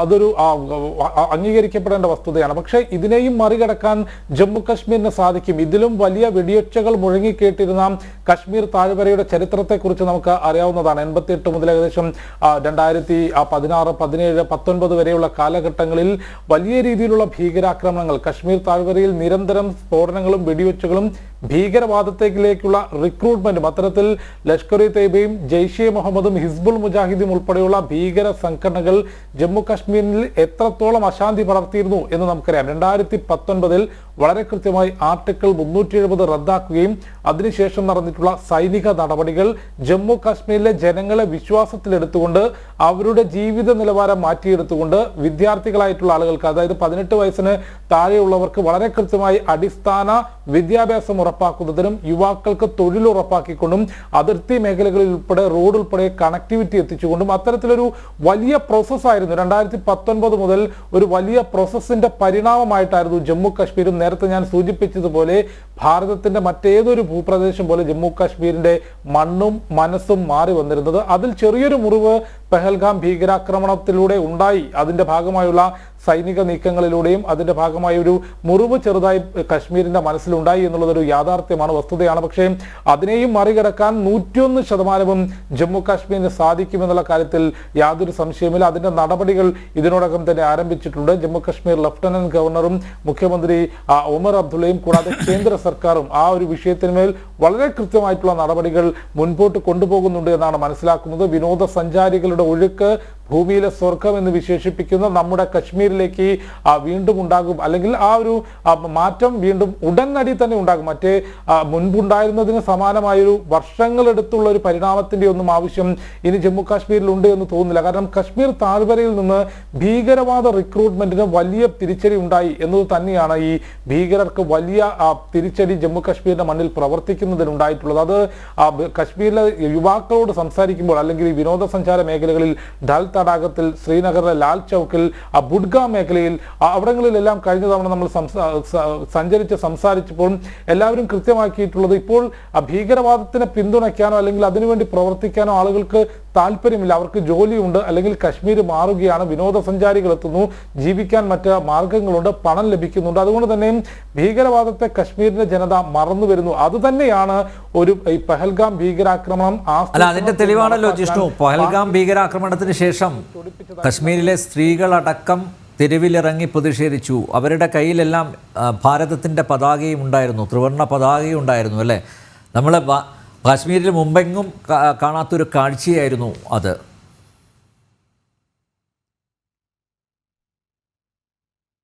വളരെ കൃത്യമായിട്ടുള്ള ഒരു നിരീക്ഷണമാണ്. കാരണം എന്താണെന്ന് വെച്ചാൽ മുൻപ് ഇത്തരത്തിൽ ഭീകരവാദികളെ വധിക്കുമ്പോഴായിരുന്നു കശ്മീരിൽ ബന്ധും ഹർത്താലുകൾ നടത്തുകയും ആളുകൾ സൈന്യത്തിന് നേരെ കല്ലെറിയുകയും മുഖം മറച്ചുകൊണ്ട് വലിയ വിഭാഗം ആളുകൾ സൈന്യത്തിനെ കല്ലെറിയുകയും അത്തരത്തിലൊരു കാര്യങ്ങൾ കശ്മീരിൽ നടന്നത് മുൻപ് ഭീകരവാദികൾക്ക് നേരെ സൈന്യം നടപടി സ്വീകരിക്കുമ്പോഴാണ്. എന്നാൽ അതിൽ വലിയ മാറ്റം പഹൽഗാമിൽ ഭീകരാക്രമണം നടന്നപ്പോൾ കശ്മീരിന്റെ ജനത ആ ഭീകരവാദത്തെ എതിർത്തുകൊണ്ട് കശ്മീരിൽ സമാധാനം പുനഃസ്ഥാപിക്കണമെന്ന കൃത്യമായിട്ടുള്ള മുദ്രാവാക്യം വിളിച്ചു കൊണ്ട് കശ്മീർ ജനത കശ്മീരിലെ താഴ്വരയിലൂടെ മാർച്ച് ചെയ്യുന്നതും ചെറിയ പ്രതിഷേധ പ്രകടനങ്ങൾ സംഘടിപ്പിക്കുകയും നമ്മൾ കണ്ടിട്ടുള്ളതാണ്. അതുതന്നെയാണ് ഈ ഭീകര സംഘടനയെ ചൊടിപ്പിച്ചിട്ടുള്ളത്. ലഷ്കർ-ഇ തൊയ്ബയ്ക്കും ജെയ്ഷെ മുഹമ്മദിനും ഹിസ്ബുൾ മുജാഹിദിനും അടക്കമുള്ള ഭീകര സംഘടനകൾക്ക് കശ്മീരിൽ നിന്ന് റിക്രൂട്ട്മെന്റ് നടക്കാത്തതിനാൽ ഭാരതത്തിൽ മതത്തിന്റെ പേരിലും അല്ലാതെയും പ്രത്യേകിച്ച് ജമ്മു കാശ്മീരിൽ ജനങ്ങളെ വിഘടിപ്പിച്ച് നിർത്തുക, സാധാരണക്കാരുടെ മനസ്സിൽ ഭയമുണ്ടാക്കുക എന്ന വ്യക്തമായ ലക്ഷ്യത്തോടുകൂടി പാക് ചാരസംഘടനയായിട്ടുള്ള ISIയും ലഷ്കർ-ഇ തൊയ്ബയും ജെയ്ഷെ മുഹമ്മദും ഹിസ്ബുൾ മുജാഹിദിനും ചേർന്നുകൊണ്ട് ആസൂത്രണം ചെയ്ത് നടപ്പാക്കിയതാണ് പഹൽഗാം ഭീകരാക്രമണം എന്ന വ്യക്തമായ റിപ്പോർട്ട് ഇന്റലിജൻസിന്റെയും ദേശീയ അന്വേഷണ ഏജൻസിയുടെയും റിപ്പോർട്ട് നമുക്ക് മുൻപിലുണ്ട്. പക്ഷെ ആ ഗൂഢാലോചന ഇത്തരം ഭീകര സംഘടനകളുടെ അവസാനം കുറിക്കുന്ന തലത്തിലേക്കായിപ്പോയി എന്നുള്ളതാണ് ഈ കഴിഞ്ഞ ദിവസങ്ങളിലെ സൈന്യത്തിന്റെ നടപടികൾ, ഭാരതത്തിന്റെ നടപടികൾ വ്യക്തമാക്കിയിട്ടുള്ളത്. ബഹവൽപൂരിൽ നേരത്തെ ഡിനിസാർ സൂചിപ്പിച്ചതുപോലെ ഭാരതത്തിന്റെ അതിർത്തിയിൽ നിന്നും 100 കിലോമീറ്റർ അകലെ ജെയ്ഷെ മുഹമ്മദും മസൂദ് അസറും ഏറ്റവും സുരക്ഷിതമെന്ന് കരുതുന്ന പാകിസ്ഥാൻ സൈന്യം സുരക്ഷ നൽകുന്ന പാക് ചാരസംഘടന ISIയുടെ നിരീക്ഷണമുള്ള ബഹവൽപൂരിലെ ജെയ്ഷെ മുഹമ്മദിന്റെ ഭീകരവാദ പരിശീലന ക്യാമ്പിലാണ് നമ്മുടെ മിസൈൽ ചെന്ന് പതിച്ചിട്ടുള്ളത്. അത് ഇല്ലാതാക്കിയത് 2007 മുതൽ ജെയ്ഷെ മുഹമ്മദിന്റെ സുപ്രീം കമാൻഡറായി പ്രവർത്തിക്കുന്ന ഭീകരൻ അബ്ദുൾ റൌഫ് അസ്കർ ഉൾപ്പെടെയുള്ള കൊടും ഭീകരതയാണ്. അത്തരത്തിൽ കനത്ത നാശനഷ്ടം ഭീകരവാദികൾക്കുണ്ടാക്കാൻ ഇനി ജമ്മു കാശ്മീരിലേക്ക് അതിർത്തി കടന്നുകൊണ്ട് ജമ്മു കാശ്മീരിലേക്ക് വീണ്ടും ഭീകരവാദത്തിന്റെ ആശയവുമായി വരാതിരിക്കാൻ തക്കവണ്ണമുള്ള മറുപടി ഇതിനോടകം ഭാരതം നൽകിയിട്ടുണ്ട്. പക്ഷേ ഇതൊരു നേരത്തെ പറഞ്ഞതുപോലെ, അതിഥികൾ സൂചിപ്പിച്ചതുപോലെ ഭീകരവാദത്തെ പൂർണ്ണമായും അവസാനിപ്പിക്കുക എന്നുള്ള ലക്ഷ്യത്തിനപ്പുറത്തേക്ക് പ്രതിരോധിച്ചു നിർത്തുക എന്ന ശക്തമായ പ്രവർത്തനം ഭാരതം നടത്തുന്നുണ്ട്. ഒപ്പം അനിൽ നമ്പ്യാർ ചൂണ്ടിക്കാണിച്ചതുപോലെ പെഹൽഗാം ഭീകരാക്രമണവും അതിനെ തുടർന്നുണ്ടായിട്ടുള്ള നടപടികളിലൂടെയും കശ്മീരിന്റെ മനസ്സിൽ വീണിട്ടുള്ള ഒരു ചെറിയ മുറിവ് അതിനെ മറികടക്കാൻ വളരെ വേഗത്തിൽ വളരെ പെട്ടെന്ന് തന്നെ നമുക്ക് സാധിക്കും, കശ്മീരിന് സാധിക്കും എന്നുള്ള കാര്യത്തിലും സംശയമില്ല. അനിൽ നമ്പ്യാർ. ജോസഫ് സാർ, താങ്കൾ നേരത്തെ പറഞ്ഞു ഓപ്പറേഷൻ സിന്ദൂർ അത് ഭാരതത്തിൻ്റെ ക്യാപ്പിലുള്ള ഒരു പൊൻതൂവലാണ് എന്ന് പറഞ്ഞു. പാകിസ്ഥാൻ്റെ ഫ്യൂച്ചർ എന്തായിരിക്കും? ഇപ്പോൾ തന്നെ പാകിസ്ഥാനകത്ത് ഞാൻ നേരത്തെ ചൂണ്ടിക്കാണിച്ചതുപോലെ ആഭ്യന്തര സംഘർഷം നിലനിൽക്കുന്നുണ്ട്, അല്ലേ? പട്ടിണിയിലാണ്, വലിയ വലിയ പ്രശ്നങ്ങളുണ്ട്. ഈ സിന്ധു നദീതട കരാർ അതെല്ലാം റദ്ദാക്കി അതിൻ്റെ തിക്തഫലങ്ങൾ പാകിസ്ഥാൻ ജനത അനുഭവിച്ച് കൊണ്ടിരിക്കുകയാണ്. ഇനി ഭാരതത്തിൽ നിന്ന് എന്തെങ്കിലും ഒരു അനുകമ്പ പാകിസ്ഥാന് ലഭിക്കും എന്ന് കരുതുന്നുണ്ട്. എന്തായാലും ഈ വെടിനിർത്തൽ കരാർ അതിലെന്തൊക്കെയാണ് ഉപാധികൾ, എന്തൊക്കെ ധാരണകൾ അതിലുണ്ട് എന്നൊക്കെ ഇനി നമ്മൾ കാത്തിരുന്ന് കാണണം. പക്ഷേ എങ്കിലും ഭാരതം ഒരിക്കൽ പോലും അങ്ങോട്ട് ചെന്ന് അറ്റാക്ക് ചെയ്തിട്ടില്ല. ഇവിടെ നടക്കുമ്പോൾ അല്ലെങ്കിൽ ഭാരതത്തെ ആക്രമിക്കുമ്പോൾ പ്രത്യാക്രമണം നടത്തുക മാത്രമാണ് ചെയ്തത്. ഈ ഓപ്പറേഷൻ സിന്ദൂരിൽ നമ്മളത് കണ്ടതാണ്. പാകിസ്ഥാൻ ഇനി എങ്ങനെയായിരിക്കും മുന്നോട്ട് പോവുക? ഭാരതവുമായിട്ടുള്ള ആ റിലേഷനിൽ എന്തെങ്കിലും വ്യത്യാസം വരുമോ? പാകിസ്ഥാൻ എന്തെങ്കിലും പാഠങ്ങൾ ഉൾക്കൊള്ളുമോ? ഇവിടെ സൂചിപ്പിക്കപ്പെട്ടതുപോലെ ഈ ഇന്ത്യ എന്ന് പറയുന്ന രാജ്യത്തിന് എല്ലാ അയൽ രാജ്യങ്ങളെയും കൂടെ നിർത്തണമെന്ന് ആഗ്രഹമുള്ള രാജ്യമാണ്. പ്രധാനമന്ത്രി നരേന്ദ്രമോദി അധികാരത്തിൽ വന്നപ്പോൾ ഉടൻ തന്നെ അദ്ദേഹം ഒരു പോളിസി പ്രഖ്യാപിച്ചു, നൈബർഹുഡ് ഫസ്റ്റ് പോളിസി. അയൽക്കാരാദ്യം. അയൽക്കാരെ നമ്മളോടൊപ്പം നിന്നാൽ മാത്രമേ നമ്മുടെ പ്രദേശം, നമ്മുടെ മേഖല ശക്തമാവുകയുള്ളൂ. ഈ സൗത്ത് ഏഷ്യ എന്ന് പറയുന്നത് ഒരേ സംസ്കാരം, ഏതാണ്ട് ഒരേ ഭാഷകൾ, ഒരേ ചരിത്രം, ഇങ്ങനെയൊക്കെയുള്ള ഒരുപാട് കാര്യങ്ങൾ പൊതുവേ പങ്കിടുന്ന ഒരു മേഖലയാണ്. ആ മേഖല ഒരുമിച്ച് നിൽക്കണം എന്നുള്ളത് കൊണ്ട് തന്നെയാണ് അദ്ദേഹം 2014 അധികാരം ഏറ്റെടുത്തപ്പോൾ ദക്ഷിണേഷ്യയിലെ എല്ലാ ഭരണാധികാരികളെയും, പ്രസിഡന്റുമാരെയും പ്രധാനമന്ത്രിമാരെയും വിളിച്ച് അവരെ സാക്ഷി നിർത്തിക്കൊണ്ടാണ് അദ്ദേഹം ചുമതല ഏറ്റെടുത്തത്. അതിനെ തുടർന്ന് നമുക്കറിയാം പാകിസ്ഥാനുമായി മെച്ചപ്പെട്ട ബന്ധം സ്ഥാപിക്കണമെന്നുള്ളത് കൊണ്ട് തന്നെയാണ് അദ്ദേഹം അന്ന് പ്രധാനമന്ത്രിയായിരുന്ന നവാസ് ഷെരീഫിൻ്റെ വീട്ടിൽ ഒരു സമ്മേളനം കഴിഞ്ഞ് ഉടൻ തന്നെ അദ്ദേഹത്തിൻ്റെ വീട്ടിൽ ചെല്ലുകയും സന്ദർശിക്കുകയും സൗഹൃദം പുതുക്കുകയൊക്കെ ചെയ്തു. എന്ന് മാത്രമല്ല 2016 നമ്മൾ പാകിസ്ഥാൻ അങ്ങോട്ട് മോസ്റ്റ് ഫേവേർഡ് നേഷൻ കൊടുത്തു. അതായത് നമ്മുടെ ഏറ്റവും പ്രിയപ്പെട്ട രാജ്യം, അതായത് നമ്മുടെ വ്യാപാര കാര്യങ്ങളിൽ നമുക്ക് പ്രഥമ പരിഗണന രാജ്യം എന്നുള്ള പദവി കൊടുത്തു. എന്നാൽ ഇത് നമുക്ക് തിരിച്ചു നൽകിയത് എന്താണ്? നമുക്ക് തിരിച്ചു നൽകിയത് പത്താൻകോട്ട്, ഉറി, പിന്നെ അല്ലെങ്കിൽ പുൽവാമ, ഇങ്ങനെയൊക്കെയുള്ള കാര്യങ്ങൾ. പിന്നെ അതിന് മുമ്പ് പാർലമെൻറ്റ് ആക്രമണം അല്ലെങ്കിൽ മുംബൈ ആക്രമണം, ഈ മാതിരി, അതായത് നമ്മളെ എന്താണ് ഈ ബ്ലീഡ് വിത്ത് 1000 കട്ട്സ് എന്ന് പറയുന്ന കണക്ക് നമ്മളെ വേദനിപ്പിക്കുക, നമ്മളെ മുറിവേൽപ്പിക്കുക, നമ്മളെ രക്തച്ചൊരിച്ചിലുണ്ടാക്കുക എന്ന നയം മാത്രമാണ് അവർ നിരന്തരമായി പ്രയോഗിച്ചുകൊണ്ടിരുന്നത്. അങ്ങനെ ആ നിരന്തരമായി പ്രയോഗിച്ചുകൊണ്ടിരുന്നതിൻ്റെ അവസാനത്തെ ഘട്ടത്തിലാണ് നമുക്കറിയാം 1971 യുദ്ധം നടന്നു, അതുപോലെ തന്നെ 1999 യുദ്ധം നടന്നു. ഈ യുദ്ധങ്ങൾ നടന്നപ്പോഴൊന്നും തന്നെ നമ്മൾ സിന്ധു നദീജല കരാർ റദ്ദാക്കാൻ തീരുമാനിച്ചില്ല. അപ്പോൾ അതായത് നമ്മൾ നടത്തിയത് എന്താ, 2016 ഒരു ആക്രമണം നടത്തിയപ്പോൾ നമ്മൾ വിചാരിച്ചു ആ സർജിക്കൽ സ്ട്രൈക്കോട് കൂടിയിട്ട് ഇനി വലുതായിട്ട് ഉണ്ടാവില്ല എന്ന് പറഞ്ഞു. 2019 വീണ്ടും നമുക്ക് അതിനേക്കാൾ വലിയ ദുരന്തം ഉണ്ടായി. നമ്മളപ്പോൾ ബാലക്കോട്ടിൽ അവരുടെ ഉള്ളിലേക്ക് കയറി വീണ്ടും ശക്തമായിട്ട് അടിച്ചു.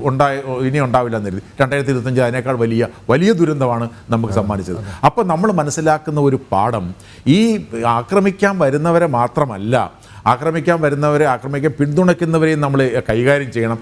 എങ്ങനെ കൈകാര്യം ചെയ്യണം? അവരെവിടെ ഇരിക്കുന്നോ, അവിടെയാണ് പ്രശ്നം. അവരെവിടെ ഇരിക്കുന്നോ അവിടെ ചെന്ന് അവരെ അടിക്കണം എന്ന പാഠമാണ് നമ്മളിവിടെ കൊടുത്തത്. അപ്പോൾ എന്ന് പറഞ്ഞാൽ അതിൻ്റെ അർത്ഥം, ഈ പാകിസ്ഥാൻ്റെ ഏത് മൂലയിൽ ഇരുന്നു കൊണ്ട് കാശ്മീരിൽ പ്രശ്നം ഉണ്ടാക്കാൻ ശ്രമിക്കുന്ന ആരെയും, അത് പട്ടാള ഭരണാധികാരിയാണെങ്കിൽ പോലും, അത് അങ്ങനെയുള്ള ആരാണെങ്കിൽ പോലും, അതുകൊണ്ടാണ് നമ്മൾ പറഞ്ഞത്, ഇനി പാകിസ്ഥാനെതിരെ, ഇന്ത്യക്കെതിരെ ഒരു ഭീകരാക്രമണം നടത്തിയാൽ നമ്മളത് യുദ്ധമായി കരുതും എന്ന് പറഞ്ഞത് ഭയങ്കര വലിയ സന്ദേശമാണ്. എന്ന് പറഞ്ഞാൽ നമുക്കിനി മുൻപിൻ നോട്ടമില്ല, അതായത് വാണിംഗ് ഒന്നും ഇല്ലാതെ നമ്മൾ അവരെ കൈകാര്യം ചെയ്യുന്ന തരത്തിലേക്ക് കാര്യങ്ങൾ വരും എന്ന സന്ദേശമാണ് അതിലൂടെ കൊടുത്തത്. അപ്പോൾ പാകിസ്ഥാൻ എന്ന് പറയുന്ന രാജ്യത്തെ നമുക്കറിയാം, ഈ സംഘടനത്തിലൂടെ എന്താ സംഭവിച്ചത്? പാകിസ്ഥാൻ പൊളിറ്റിക്കലി വീക്കായി, കുറച്ചുകൂടെ വീക്കായി, മിലിറ്ററിലി വീക്കായി, ഇക്കണോമിക്കലി വീക്കായി. നേരത്തെ ഉണ്ടായിരുന്ന ദൗർബല്യങ്ങളൊക്കെ കൂടിയ മാത്രമല്ല, ഇത് വീണ്ടും ഈ ടെററിസത്തിൻ്റെ തലസ്ഥാനമായി മാറിയിരിക്കുന്നു എന്ന് ബോധ്യപ്പെടുത്താൻ നമുക്ക് ആഗോളതലത്തിൽ കഴിയുകയും ചെയ്തു. അതുകൊണ്ടാണ് നമ്മൾ ഇപ്പോൾ IMF ഉൾപ്പെടെ നമ്മൾ പറഞ്ഞത്, ഇവർക്ക് സാമ്പത്തിക സഹായം നൽകരുത്. ഈ സാമ്പത്തിക സഹായം അവർ ഉപയോഗിക്കുന്നത് മിക്കവാറും ഭീകരപ്രവർത്തനങ്ങൾക്ക് വേണ്ടിയിട്ടായിരിക്കും. എന്ന് മാത്രമല്ല, നമ്മൾ കാണേണ്ട ഒരു പ്രധാനപ്പെട്ട കാര്യം, അവിടുത്തെ ഇപ്പോൾ പറയുന്ന ഷഹബാസ് ഷെരീഫ് എന്ന് പറയുന്ന പ്രധാനമന്ത്രി, ഷഹബാസ് ഷെരീഫ് പ്രധാനമന്ത്രി ആയത് എങ്ങനെയാണ്? അസിം മുനീർ എന്ന് പറയുന്ന സേനാ നായകൻ്റെ താല്പര്യപ്രകാരമാണത്. അസിം മുനീറുമായി ഇമ്രാൻഖാൻ ഉണ്ടായ അഭിപ്രായ വ്യത്യാസത്തെ തുടർന്നാണ് അസിം മുനീറിൻ്റെ നേതൃത്വത്തിൽ കള്ളക്കേസുകളിൽ കുടുക്കി ഇമ്രാൻഖാനെ ജയിലിലടച്ചു. ഇമ്രാൻഖാനെ ജയിലിലടച്ചത് മാത്രമല്ല, ജയിലിലടയ്ക്കുന്നതിന് മുമ്പ് അദ്ദേഹത്തെ പിന്നെ അവിശ്വാസ പ്രമേയത്തിലൂടെ പുറത്താക്കി. അങ്ങനെ പുറത്താക്കിയ ശേഷം നടന്ന തെരഞ്ഞെടുപ്പിൽ എന്താ നമ്മൾ കണ്ടത്? വാസ്തവത്തിൽ ഇപ്പോഴും പാകിസ്ഥാനിലെ ആകെയുള്ള ജനകീയ നേതാവ് എന്ന് പറഞ്ഞാൽ ഇമ്രാൻഖാൻ തന്നെയാണ്. ആ ഇമ്രാൻഖാനെ തെരഞ്ഞെടുപ്പിൽ മത്സരിപ്പിച്ചില്ല, ഇമ്രാൻഖാൻ്റെ പാർട്ടിയെ തെരഞ്ഞെടുപ്പിൽ നിന്ന് നിരോധിച്ചു, ഇമ്രാൻഖാൻ്റെ പാർട്ടിയിലെ പ്രധാന നേതാക്കന്മാരെ ഒന്നും മത്സരിക്കാൻ സമ്മതിച്ചില്ല എന്ന് മാത്രമല്ല, പിന്നെ സ്വതന്ത്രരായി മത്സരിച്ച ഇമ്രാൻഖാൻ്റെ പാർട്ടിയിലുള്ള ആളുകൾ, ജയിച്ച ആളുകളെ പോലും പരാജയപ്പെടുത്തിയിട്ടാണ് ഷഹബാസ് ഷെരീഫിൻ്റെയും ബിലാവൽ ഭൂട്ടോയുടെയും 2 പാർട്ടികളുടെ നേതാക്കന്മാരടങ്ങുന്ന ഒരു സഖ്യകക്ഷി മുന്നണി ഉണ്ടാക്കിയത്. അതിലൂടെ എന്താ സംഭവിച്ചത്? ഈ പാകിസ്ഥാൻ്റെ ചരിത്രത്തിലെ ഏറ്റവും ദുർബലമായ മന്ത്രിസഭയായി മാറി ഷഹബാസ് ഷെരീഫിൻ്റെ നേതൃത്വമുള്ള മന്ത്രിസഭ. വളരെ വീക്കായിട്ടുള്ള മന്ത്രിസഭ. തീരുമാനങ്ങൾ എടുക്കുന്ന ആരാ? നമുക്കറിയാം, പാകിസ്ഥാനിലെ പിന്നെ പ്രതിരോധ നയം, പാകിസ്ഥാൻ്റെ വിദേശ നയം, പാകിസ്ഥാൻ്റെ ബജറ്റ് ഇത് തയ്യാറാക്കുന്നവരാണ്. ഇത് 3 തയ്യാറാക്കുന്നത്. അതായത് ഒരു രാജ്യത്തിൻ്റെ ഏറ്റവും അടിത്തറയായിട്ടുള്ള നയങ്ങളെ നയിക്കുന്ന കാര്യങ്ങൾ 3 തീരുമാനിക്കുന്നത് പാകിസ്ഥാൻ സൈന്യമാണ്. റാവൽപിണ്ടിയാണ് തീരുമാനിക്കുന്നത്. അപ്പോൾ അങ്ങനെ തീരുമാനിക്കുമ്പോൾ നമുക്കറിയാം, നമ്മുടെ രാജ്യത്തിനൊരു നയമുണ്ട്. നമ്മുടെ രാജ്യത്തിൻ്റെ ഒരു പ്രധാനപ്പെട്ട നയമാണ് വികസിത് ഭാരത്. 2047 ഏറ്റവും വലിയ വികസിത രാജ്യമായി ഭാരതം മാറണം. സൗദി അറേബ്യയ്ക്ക് ഒരു വിഷൻ 2030 ഉണ്ട്, ചൈനയ്ക്ക് ഒരു 2025 ഉണ്ട്, വിഷൻ 20. അപ്പോൾ ഞാൻ പറഞ്ഞു വരുന്നത്, ഈ മുന്നോട്ട് പോകണമെന്ന് കരുതുന്ന രാജ്യങ്ങൾക്കെല്ലാം അവർക്ക് അവരുടേതായ ഒരു വിഷനുണ്ട്. പാകിസ്ഥാൻ അങ്ങനെ ഒരു വിഷനുണ്ടോ? പാകിസ്ഥാൻ അങ്ങനെ ഒരു വിഷനില്ല. പാകിസ്ഥാൻ അങ്ങനെ ഒരു വിഷൻ ഇല്ലാത്ത എന്തുകൊണ്ടാണ്? പാകിസ്ഥാൻ സിവിലിയൻ ഗവൺമെൻറ്റിന് ആ രാജ്യത്തിൻ്റെ വികസനത്തിൽ യാതൊരു പങ്കുമില്ല. അവിടുത്തെ കാര്യങ്ങൾ തീരുമാനിക്കുന്ന ആരാ? സേന മാത്രമാണ്. അപ്പോൾ സേനയുടെ സ്വാർത്ഥ താല്പര്യങ്ങൾ സംരക്ഷിക്കുക എന്ന അജണ്ട മാത്രമാണ് ഇവിടെ ഉള്ളത്. സേന ഇപ്പോൾ ജനങ്ങളുടെ മുന്നിൽ നാണം കെട്ട് നിൽക്കുന്നു, പരാജയപ്പെട്ട് നിൽക്കുന്നു. സേനയ്ക്കെതിരായി അതുകൊണ്ട് ജനങ്ങൾ അതിശക്തമായി രംഗത്ത് വന്നിരിക്കുന്നു. അങ്ങനെയുള്ള സന്ദർഭത്തിൽ ഈ സേനയെ ഏതെങ്കിലും വിധത്തിൽ ജനങ്ങളെ ഏതെങ്കിലും വിധത്തിൽ സേനയുടെ പിന്നിൽ അണിനിരത്താൻ വേണ്ടി നടത്തിയ ഒരു രഹസ്യ അജണ്ടയാണ്, ഒരു നാണംകെട്ട അജണ്ടയാണ് പഹൽഗാമിൽ അദ്ദേഹം കാട്ടിക്കൂട്ടിയത്. അതിൻ്റെ ഫലമായി ഇനി സംഭവിക്കാൻ പോകുന്നത്, ഇപ്പോൾ നമുക്കറിയാം, ഈ യുദ്ധത്തിൽ പാകിസ്ഥാൻ അമ്പേ പരാജയപ്പെട്ടു. സാമ്പത്തികമായി വീണ്ടും ദുർബലമായി. ബലൂചിസ്ഥാനിൽ സംഘർഷം മൂർച്ഛിക്കുന്നു, ഖൈബർ പഖ്തൂൺഖ്വയിൽ സംഘർഷം മൂർച്ഛിക്കുന്നു.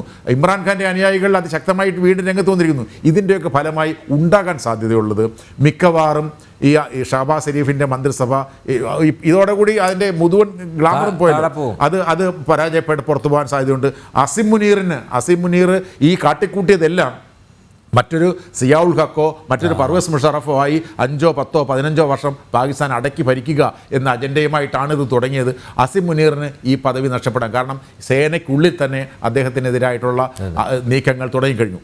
ഇപ്പോൾ ഇവിടെ പറയുന്ന പോലെ അദ്ദേഹം എവിടെയാണ്, എങ്ങനെയാണെന്നും അറിയാം. അപ്പോൾ ഈ തരത്തിൽ രാഷ്ട്രീയമായും നയതന്ത്രപരമായും സാമ്പത്തികമായും സൈനികമായും ഒക്കെ പരാജയപ്പെട്ട അല്ലെങ്കിൽ പരാജയപ്പെടുത്തുന്നതിന് നേതൃത്വം കൊടുത്ത അസിം മുനീറും ഈ ഷഹബാസ് ഷെരീഫും ഒക്കെയുള്ള ആളുകൾ പാകിസ്ഥാൻ ജനതയുടെ മുന്നിൽ വളരെ വലിയ ഒരു ചോദ്യചിഹ്നമായി അവശേഷിക്കും. ഇനി ഇതിൽ നിന്നും മുന്നോട്ട് പോകണമെങ്കിൽ ഈ സേനയ്ക്കെതിരായി ജനങ്ങളുടെ ഭാഗത്തു നിന്നും അതിശക്തമായ മുന്നേറ്റം ഉണ്ടായാൽ മാത്രമേ പാകിസ്ഥാൻ രക്ഷപ്പെടാൻ കഴിയൂ. പക്ഷേ എന്നാൽ പോലും ഇന്ത്യ കഴിയുന്നിടത്തോളം ഈ രാജ്യത്തെ ദുർബലപ്പെടുത്താൻ ശ്രമിക്കും, ഈ രാജ്യത്തെ ഭീകര സംഘങ്ങളെ അമർച്ച ചെയ്യാൻ ശ്രമിക്കും. നമ്മളിതൊക്കെ സൈനികമായ ഈ ഡിപ്ലോമാറ്റിക് ആയിട്ടുള്ള വിജയം നമ്മൾ സ്ഥാപിച്ചെങ്കിലും നമ്മളിവിടെ എല്ലാവരും സൂചിപ്പിക്കുന്ന പോലെ നമ്മൾ ജാഗ്രതയോടെ ഇരിക്കണം. നമുക്ക് കാശ്മീരിൽ വീണ്ടും നമ്മുടെ വിനോദസഞ്ചാരികൾ പോവുകയും അവിടെ ആസ്വദിക്കാനായിട്ട് ഇന്ത്യയിലെ മുഴുവൻ ആളുകൾക്കും കഴിയുകയും വേണം. അതിനുള്ള സുരക്ഷ ഉറപ്പാക്കണം. ഇപ്പോൾ നമ്മൾ വിജയം നേടിയെങ്കിലും ഇനിയും ഇപ്പോൾ അൽ-ഖയ്ദ ഇന്ത്യൻ സബ് കോണ്ടിനെൻറ്റ് AQIS എന്ന് പറയുന്ന സംഘടന നമുക്ക് ഇന്ത്യക്കെതിരായി ഈ യുദ്ധം നടത്തുമെന്ന് പ്രഖ്യാപിച്ചിട്ടുണ്ട്. അപ്പോൾ ഈ മാതിരിയുള്ള സംഘടനകളൊക്കെ അവിടെ ഇവിടെയൊക്കെ ഉണ്ട്. ആ സംഘടനകൾ പിന്നെ ആക്രമണമോ അല്ലെങ്കിൽ മറ്റെന്തെങ്കിലും നടത്താനായിട്ട് രംഗത്ത് വന്നാൽ അവരെ പ്രതിരോധിച്ചുകൊണ്ട് നമ്മുടെ മുഴുവൻ ജനങ്ങൾക്കും സംരക്ഷണം നൽകുന്ന തരത്തിൽ കാശ്മീർ ഗവൺമെൻറ്റും കേന്ദ്ര ഗവൺമെൻറ്റും ഒക്കെയായിട്ടുള്ള മറ്റ് ഏജൻസികളുമായിട്ടുള്ള ഒരു കോർഡിനേഷൻ മെച്ചപ്പെടുത്തിക്കൊണ്ട് സുരക്ഷ ഉറപ്പാക്കിയാൽ തീർച്ചയായിട്ടും പിന്നെന്താണ് ഇന്ത്യ എന്ന് പറയുന്ന ആ ഒരു India as an idea, India എന്ന് പറയുന്ന ഒരു വലിയ സങ്കല്പം മുന്നോട്ട് അതിശക്തമായിട്ട് പോകും. അതിനെ തടയാനായിട്ട് പാകിസ്ഥാനൊന്നും ഒരു കാരണവശാലും കഴിയില്ല. അതിനെ തടയാൻ ഒരു ശക്തിക്കും കഴിയത്തില്ല. അത്രമാത്രം യൂണിറ്റി ഉണ്ട് നമ്മുടെ രാജ്യത്ത്, അത്രമാത്രം ആർജവമുണ്ട്, അത്രമാത്രം കാഴ്ചപ്പാടുണ്ട്, അങ്ങനെ ഒരു ഭരണ നേതൃത്വമുണ്ട്. അതുകൊണ്ട് രാജ്യം മുന്നോട്ട് പോകുമെന്നുള്ളതാണ് എൻ്റെ വിശ്വാസം. ശ്രീ മേജർ രവി, നമുക്ക് ആഘോഷിക്കണ്ടേ ഭാരതത്തിൻ്റെ ഈ മഹത്തായ വിജയം അല്ലേ? ഭാരതത്തിൻ്റെ കരുത്ത് അത് ലോകത്തെ അറിയിക്കാൻ ഓപ്പറേഷൻ സിന്ദൂരിലൂടെ സാധിച്ചു. ഒരു സംശയമില്ല. ഇന്ന് ഞാൻ എപ്പോഴും പറയാറുണ്ട്, ഒരു യുദ്ധം ആരും ജയിക്കാറില്ല. കാരണം 2 സൈഡിലും നാശനഷ്ടങ്ങളുണ്ടാവും, ധനനഷ്ടം, അതുപോലെ തന്നെ ആളപകടം, ആളപായം, ഇതെല്ലാം.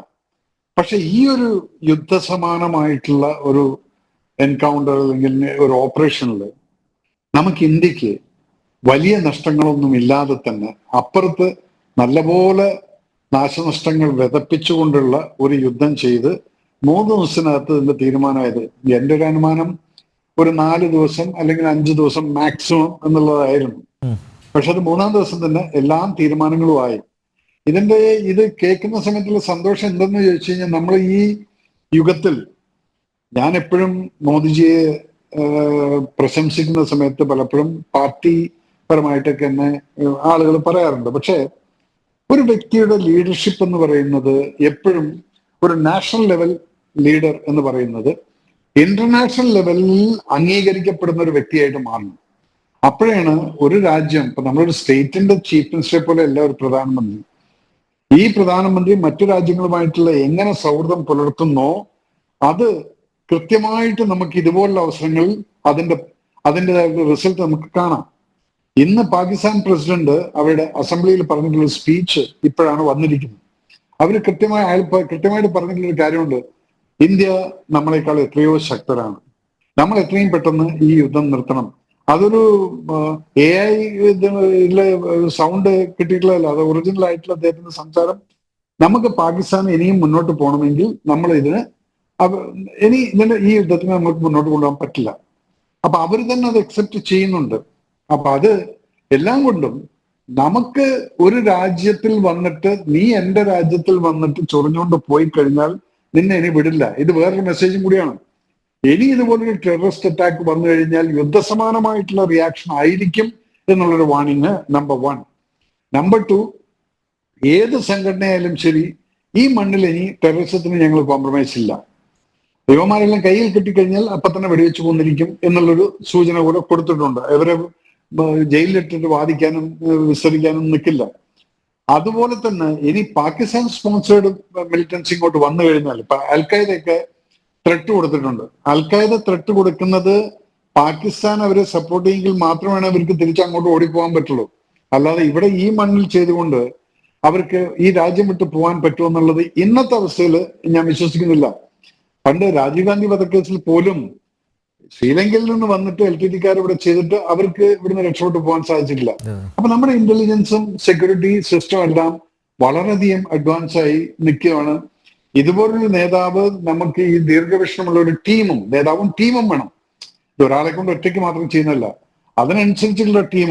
വിദേശകാര്യമന്ത്രിയാണെങ്കിൽ അതങ്ങനെ, ധനകാര്യമന്ത്രിയാണെങ്കിൽ അങ്ങനെ എന്ന് പറഞ്ഞാൽ non corrupted and committed towards the country, രാജ്യസ്നേഹികളായിട്ടുള്ള നേതാക്കന്മാർ വരുന്ന സമയത്ത് അവർക്ക് അവരുടേതായിട്ടുള്ള താല്പര്യമില്ല. ആ താല്പര്യമില്ലാതെ വരുമ്പോഴാണ് നമുക്ക് രാജ്യത്തിന് വേണ്ടി എന്തും ചെയ്യാൻ പറ്റുന്നത്. പക്ഷെ നേരെ മറിച്ച് റുബൈയ സേനി കിഡ്നാപ്പ് ആയ സമയത്ത് ഹോം മിനിസ്റ്ററുടെ മകളായി പോയി വിട്ടുകൊടുക്കാൻ പറഞ്ഞു അവർ ഡിമാൻഡ് ചെയ്യുന്ന മിലിറ്റൻസിന്. ഇന്നത് അതുപോലെ എനിക്ക് തോന്നുന്നില്ല ഏതെങ്കിലും ഒരു മിനിസ്റ്റർ നമ്മുടെ മന്ത്രിസഭയിൽ മിനിസ്ട്രിയിലുള്ള ഏതെങ്കിലും മിനിസ്റ്ററുടെ മകളെയോ കൊണ്ടുപോയി കഴിഞ്ഞാൽ അതുപോലെ പറയാൻ ഉള്ള മന്ത്രിമാരാരും ഉണ്ടാവില്ല. കാരണം അതിന്റെ നേതാവ്, പ്രധാനമന്ത്രി എന്ന് പറയുന്ന വ്യക്തി ഈ രാജ്യത്തിനെ കുറിച്ച് സംസാരിക്കുള്ളൂ. ഇൻഡിവിജ്വൽ ആയിട്ടുള്ള ഒരു കാര്യം വരുന്ന സമയത്ത് അതെല്ലാം ബാക്ക് സീറ്റ് ആണ് എടുക്കുന്നത്. അത് അവിടെ ഇരിക്കുന്ന ഹോം മിനിസ്റ്ററും ഡിഫൻസ് മിനിസ്റ്ററും ഇവരുടെ എല്ലാം കരുത്താണ് ഈ കാണിക്കുന്നത്. കാരണം ഒറ്റക്കെട്ടായി നിന്നുകൊണ്ട് എല്ലാം തീരുമാനം എടുത്തിട്ട് അവസാനം ആരുടെ കയ്യിലാണ് കൊടുത്ത് പട്ടാളത്തിനെ വിളിച്ചിട്ട് പറഞ്ഞു, നിങ്ങൾ വെച്ചോ, ഇനി നിങ്ങളുടെ ഇഷ്ടത്തിനാണ്. കാരണം പട്ടാളത്തിനറിയാം ആ ഏരിയയിൽ ഇനി ഞങ്ങൾ എങ്ങനെ പ്രവർത്തിക്കണം. ആ സമയത്ത് ഞങ്ങളില്ല, നിങ്ങൾ ഓരോരോ മിനിറ്റിൽ ഞങ്ങളുടെ അടുത്ത് പറയണം എന്ന് പറഞ്ഞു കഴിഞ്ഞാൽ അത് ടൈം വേസ്റ്റ് ആണ്. അവർക്ക് ഡിസിഷൻ എടുക്കാനുള്ള സമയം കൊടുക്കാതെ, കൺഫ്യൂസ് ചെയ്യിപ്പിക്കാതെ കൃത്യമായിട്ട് പട്ടാളം എങ്ങനെയെല്ലാം സ്ട്രാറ്റജിക്കൽ പ്ലാൻ ചെയ്യണോ അതെല്ലാം ചെയ്തു. ഇവിടെ നമ്മൾ എടുത്തു പറയേണ്ട വേറൊരു കാര്യമുണ്ട്. ഇത്രയും യുദ്ധങ്ങൾ നടന്നിട്ടും ആ ആർട്ടിലറി എയർ ഡിഫൻസ് അന്ന് ആർട്ടിലറി കൺട്രോളിൽ ഉണ്ടായിരുന്നതാണ് AD റെജിമെന്റ് എന്ന് പറയുന്നത്, എയർ ഡിഫൻസ് റെജിമെന്റ്. ഇന്ന് AD ഒരു കോർ തന്നെയായിരിക്കും, കോർ ഓഫ് എയർ ഡിഫൻസ്. ആ എയർ ഡിഫൻസ് ആണ് ഇന്ന് നിങ്ങൾ കണ്ട ഈ 3-4 ദിവസത്തിന്റെ ഈ ആകാശത്ത് കടന്നിട്ടുള്ള പടക്കക്കളികൾ കണ്ടിട്ടുണ്ടായിരുന്നില്ല. ഈ എയർ ഡിഫൻസ് ആണ് അത് കാണിച്ചിരിക്കുന്നത്. എയർ ഡിഫൻസ് എന്നും എയർപോർട്ടുകളെ പ്രൊട്ടക്ട് ചെയ്യാനും യുദ്ധം വരുന്ന സമയത്ത് അങ്ങനെ ചെറിയ ചെറിയ കാര്യങ്ങൾ ബോർഡറിൽ ഇരുന്നിട്ട് വല്ലതും വരുന്നുണ്ടെങ്കിൽ വെടിവെച്ച് വീഴ്ത്തുക. അന്ന് നമ്മുടെ കയ്യിൽ എക്യുപ്മെന്റ്സ് കുറവായിരുന്നു. പക്ഷെ ഇന്ന് നമ്മൾ കണ്ടതാണ്, അവിടെ നിന്ന് ഒരു സാധനം പൊങ്ങുമ്പോഴത്തേക്കും എയറിൽ തന്നെ അടിച്ച് വീഴ്ത്തുന്ന എയർ ഡിഫൻസിനാണ് നമ്മൾ കണ്ടത്. ഈവൻ S-400 എയിം ചെയ്ത് വെച്ചു, അവരൊന്നും യൂസ് ചെയ്തിട്ടില്ല. എയർ ഡിഫൻസ് അത് മാക്സിമം അങ്ങ് യൂസ് ചെയ്ത് വെറും ആർട്ടിലറി സപ്പോർട്ട് മാത്രം, ആർട്ടിലറി നമ്മൾ ഫയർ പോലും ചെയ്തിട്ടില്ല. അപ്പൊ ഈ എയർ ഡിഫൻസിനെ കൊണ്ട് ഒരു യുദ്ധം എന്താണ് ഇന്ത്യയുടെ എയർ ഡിഫൻസ് എന്നുള്ളത് പ്രൂവ് ചെയ്യാൻ കൂടുതൽ ഒരു അവസരമായിട്ട് നമുക്ക് കിട്ടിയിട്ടുണ്ടത്. അത് ഇതുവരെ ഇത്രയും കാലമായിട്ട് അങ്ങനെ ഒരു സംഭവം നടന്നിട്ടില്ല. അപ്പം ഇവിടെ കാണുന്ന ഈ ഒരു മാറ്റങ്ങൾ ഇന്ത്യക്ക് വന്നിരിക്കുന്ന മാറ്റങ്ങൾ എന്ന് പറഞ്ഞാൽ ഇന്ത്യയുടെ സ്ട്രെങ്ത് എന്താണെന്നുള്ളത് കാണിച്ചു. പിന്നെ ഇവിടുത്തെ വേറെ ഒരു സംഭവം, ഈ ഒരു യുദ്ധത്തിനെ നമ്മൾ ബുദ്ധിയില്ലാതെ അപ്പുറത്തിരിക്കുന്ന ഒരുത്തനുണ്ട്, ഒരു അവിടുത്തെ ആർമി ചീഫ് എന്ന് പറയുന്ന ഈ മനുഷ്യന് അസീം മുനീർ എന്ന് പറയുന്ന പന്നീനെ ഞാൻ വിളിക്കുന്നത്. കാരണം പട്ടിയെന്നൊന്നും വിളിക്കാൻ പറ്റില്ല, പട്ടിക്ക് നല്ല നന്ദിയുള്ള വർഗ്ഗങ്ങളാണ്. അല്ല, ഞാൻ പറഞ്ഞല്ലേ അത്രയും ദേഷ്യമുണ്ട് അവനടുത്ത്. ബിക്കോസ് ഇവനെ പോലൊരു ആർമി നേതാവ്, ആർമി ചീഫ് ഒരു രാജ്യത്തുണ്ടെങ്കിൽ ആ രാജ്യത്തിന് എന്ത് സുരക്ഷയാണുള്ളത്? അവരുടെ ജനങ്ങളെ അവൻ കുരുതിക്ക് കൊടുത്ത് ഇതുപോലെ അവനാണ് ഈ ഡയലോഗ് അവിടുന്ന് പറഞ്ഞു വിട്ടിരിക്കുന്നത്. അവന്റെ മാസ്റ്റർ മൈൻഡ് ആയിരുന്നു ഹിന്ദു ഏതെന്ന് ചോദിച്ചുകൊണ്ട് നീ വെടിവെച്ച് കൊള്ളണം. കാരണം ഇവിടെ കമ്മ്യൂണൽ വയലൻസ് ഉണ്ട്. അവന്റെ ബ്രെയിൻ അങ്ങനെയാണ് വർക്ക് ചെയ്തത്. എന്നിട്ട് അവൻ പറഞ്ഞു മോദിയോട് പോയി പറയാണ്, യെസ് മോനെ, നീ പറഞ്ഞ പോലെ ഞങ്ങൾ ഹിന്ദുക്കൾ ആരാണെന്ന് വെച്ചാൽ നീ കൊന്നു, പക്ഷെ ഞങ്ങൾ ഹിന്ദുക്കളും മുസ്ലിംസും തമ്മിൽ ഇവിടെ ഒരു പ്രശ്നമില്ല, നീ വിചാരിച്ചെന്ന് പറഞ്ഞില്ല. പിന്നെ മോദിയോട് പറയാൻ പറഞ്ഞു, അത് നീ പറഞ്ഞതുകൊണ്ട് ഞങ്ങളത് പറഞ്ഞു. അദ്ദേഹമാണ് ഇപ്പൊ നിന്റെ അടുത്ത് പറഞ്ഞത്. അവിടെ എത്തിച്ചു. അദ്ദേഹം അവിടെ വന്നില്ല.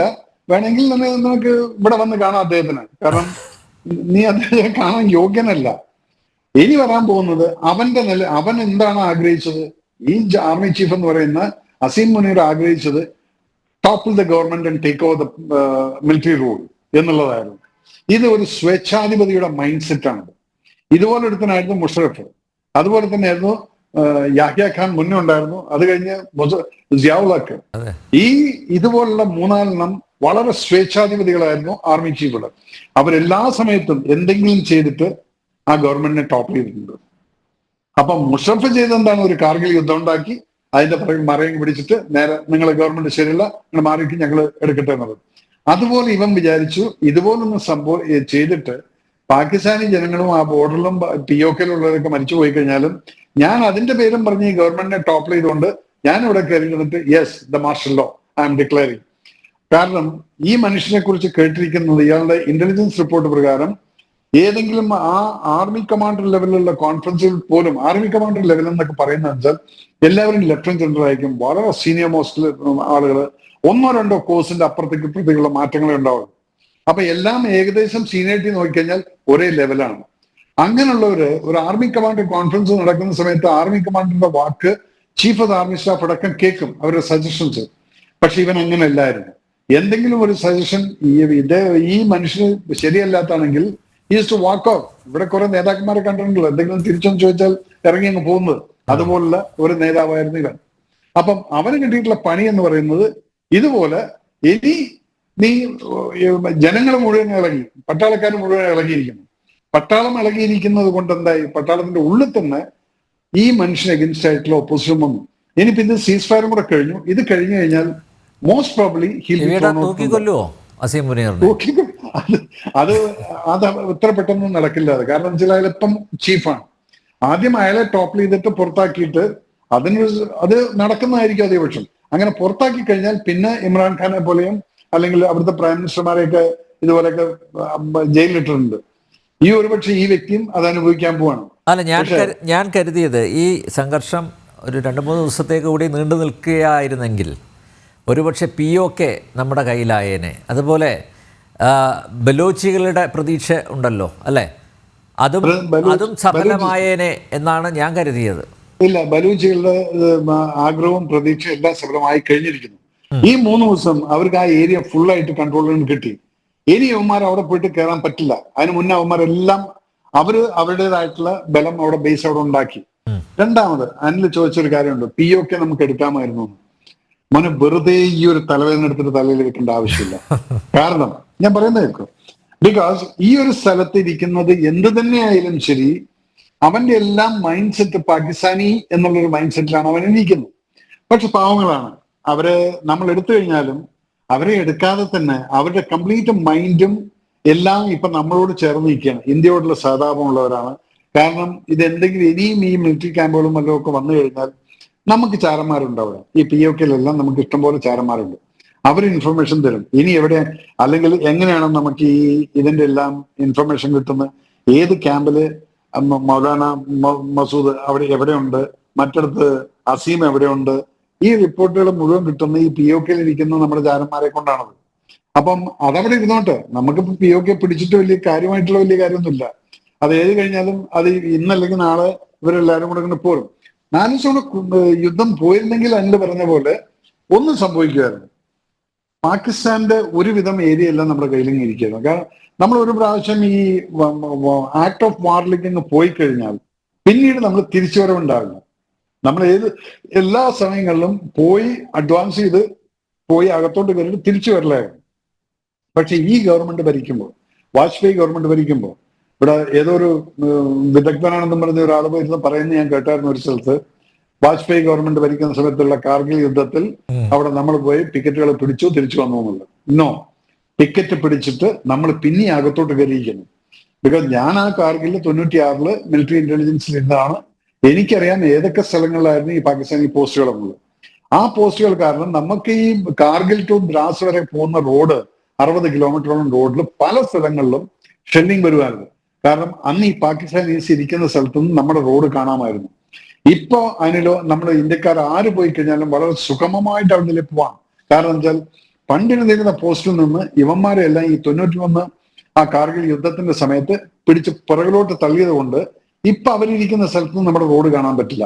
അപ്പൊ അത്രയും സ്ഥലം നമ്മൾ പിടിച്ചെടുത്തിരിക്കണം. അത് വാജ്പേയി സാഹ് പറഞ്ഞാണ്, നിങ്ങൾ നിൽക്കുന്ന സ്ഥലം അത് നിങ്ങളുടെ മണ്ണാണ്, അവിടെ നാട്ടിക്കോ കൊടി എന്നിട്ട് പറഞ്ഞേക്ക് ജയഹിന്ദ് എന്ന്. ഇതാണ് ഞാൻ എന്റെ പടത്തിലും രവിയേട്ടാ. പക്ഷേ എൻ്റെ രക്തം തിളച്ചുകൊണ്ടേയിരിക്കും പഹൽഗാമിലെ ഭീകരവാദികളെ ജീവനോടെ പിടിക്കുന്നത് വരെ. സമ്മതിച്ചു. അതെല്ലാവരും ഏതൊരു ഇന്ത്യക്കാരനും ഇന്ത്യയെ സ്നേഹിക്കുന്ന ഏതൊരു വ്യക്തിയുടെയും മനസ്സിനകത്തുള്ളതാണ്. അത് ഡെഫിനറ്റ് ആയിട്ടും ഇന്നല്ലെങ്കിൽ നാളെ നടക്കും. കാരണം അവന്മാർക്ക് ഈ സ്ഥലം വിട്ട് പോകാൻ സാധിക്കില്ല. ഇന്ന് പഴയ കാലന്മാരില്ല, കാട്ടിന്റെ ഉള്ളിൽ കൂടെ പോയി കഴിഞ്ഞാൽ പിടിക്കാൻ പറ്റില്ല എന്നുള്ളത്. ഇന്ന് ഏത് കാടാണെങ്കിലും ശരി, ഡ്രോൺസ് അവരുടെ ഒബ്സർവേഷൻ എന്ന് പറയുന്നത്, ഒരു പ്രാവശ്യം അവൻ എയറിൽ കയറി എന്ന് കഴിഞ്ഞാൽ അവന്റെ ഒബ്സർവേഷൻ ഒരു സെക്കൻഡ് പോലും കണ്ണ് ചിമ്മാതെ ഒബ്സർവേഷൻ ചെയ്ത് ഏത് മൂമെന്റും പിടിച്ച് സ്പോട്ട് ചെയ്യുന്നതാണ്. അതുകൊണ്ട് ഇപ്പൊ അവർ മൂവ് ചെയ്യാൻ പറ്റാത്ത അവസ്ഥയിലാണ്. പക്ഷെ എന്തെങ്കിലും എവിടെയെങ്കിലുമൊക്കെ മൂവ് ചെയ്താണ് അപ്പുറത്തോട്ട് ക്രോസ് ചെയ്യാൻ പോകുന്ന സമയത്ത് ഇത് കയ്യിൽ വരാതിരിക്കില്ല. ഓരോ ഇന്ത്യന്റെയും ആഗ്രഹപ്രകാരം, ഓരോ സിന്ദൂരം നെറ്റിയിൽ നിന്ന് മാഞ്ഞു പോയിട്ടുള്ള നമ്മുടെ സഹോദരിമാരുടെ ആഗ്രഹപ്രകാരം അവന്മാർ തിരിച്ചു വരും. അവരുടെ മുന്നിൽ വെച്ചുകൊണ്ട് ആ തോക്കെടുത്തുകൊണ്ട് അവരുടെ ഭർത്താക്കന്മാരെ വെടിവെച്ചു കൊല്ലുമ്പോൾ, അച്ഛന്മാരെ വെടിവെച്ചു കൊല്ലുന്ന സമയത്ത്, മുത്തച്ഛന്മാരെ വെടിവെച്ചു കൊല്ലുന്ന സമയത്ത് ഞാൻ ഇന്നും എനിക്ക് ഓർമ്മയുണ്ട്. കാരണം ഒരു 3-4 ദിവസം മുന്നേ ഞാൻ നമ്മുടെ രാമേന്ദ്രേട്ടന്റെ മകളുമായിട്ട് സംസാരിക്കുന്ന സമയത്ത് എന്നോട് പറഞ്ഞൊരു കാര്യമുണ്ട്. രവേട്ട, ഈ എന്റെ കുട്ടികൾ ഒരിക്കലും പട്ടാളത്തിൽ ചേരണമെന്ന് വിചാരിച്ചവരല്ല. ഞാൻ എപ്പോഴും പറയും പട്ടാളത്തിൽ ചേരണമെന്ന്. ദുബായിലാണ് പഠിച്ചിരുന്നത്. പക്ഷെ ഇന്നലെ ഞാൻ അവര് രാത്രി കിടക്കുന്ന സമയത്ത് വന്നിട്ട് എൻ്റെ അടുത്ത് വന്ന് പറഞ്ഞു, അമ്മ ഞങ്ങൾക്ക് പട്ടാളത്തിൽ ചേരണം. കാരണം എന്താണെന്നറിയോ? അവിടെ കിടത്തിയിട്ട് ഒരടിക്ക് ഡിസ്റ്റൻസിലാണ് തന്റെ മുത്തച്ഛനെ വെടിവെച്ച് കൊന്നിരിക്കുന്നത്.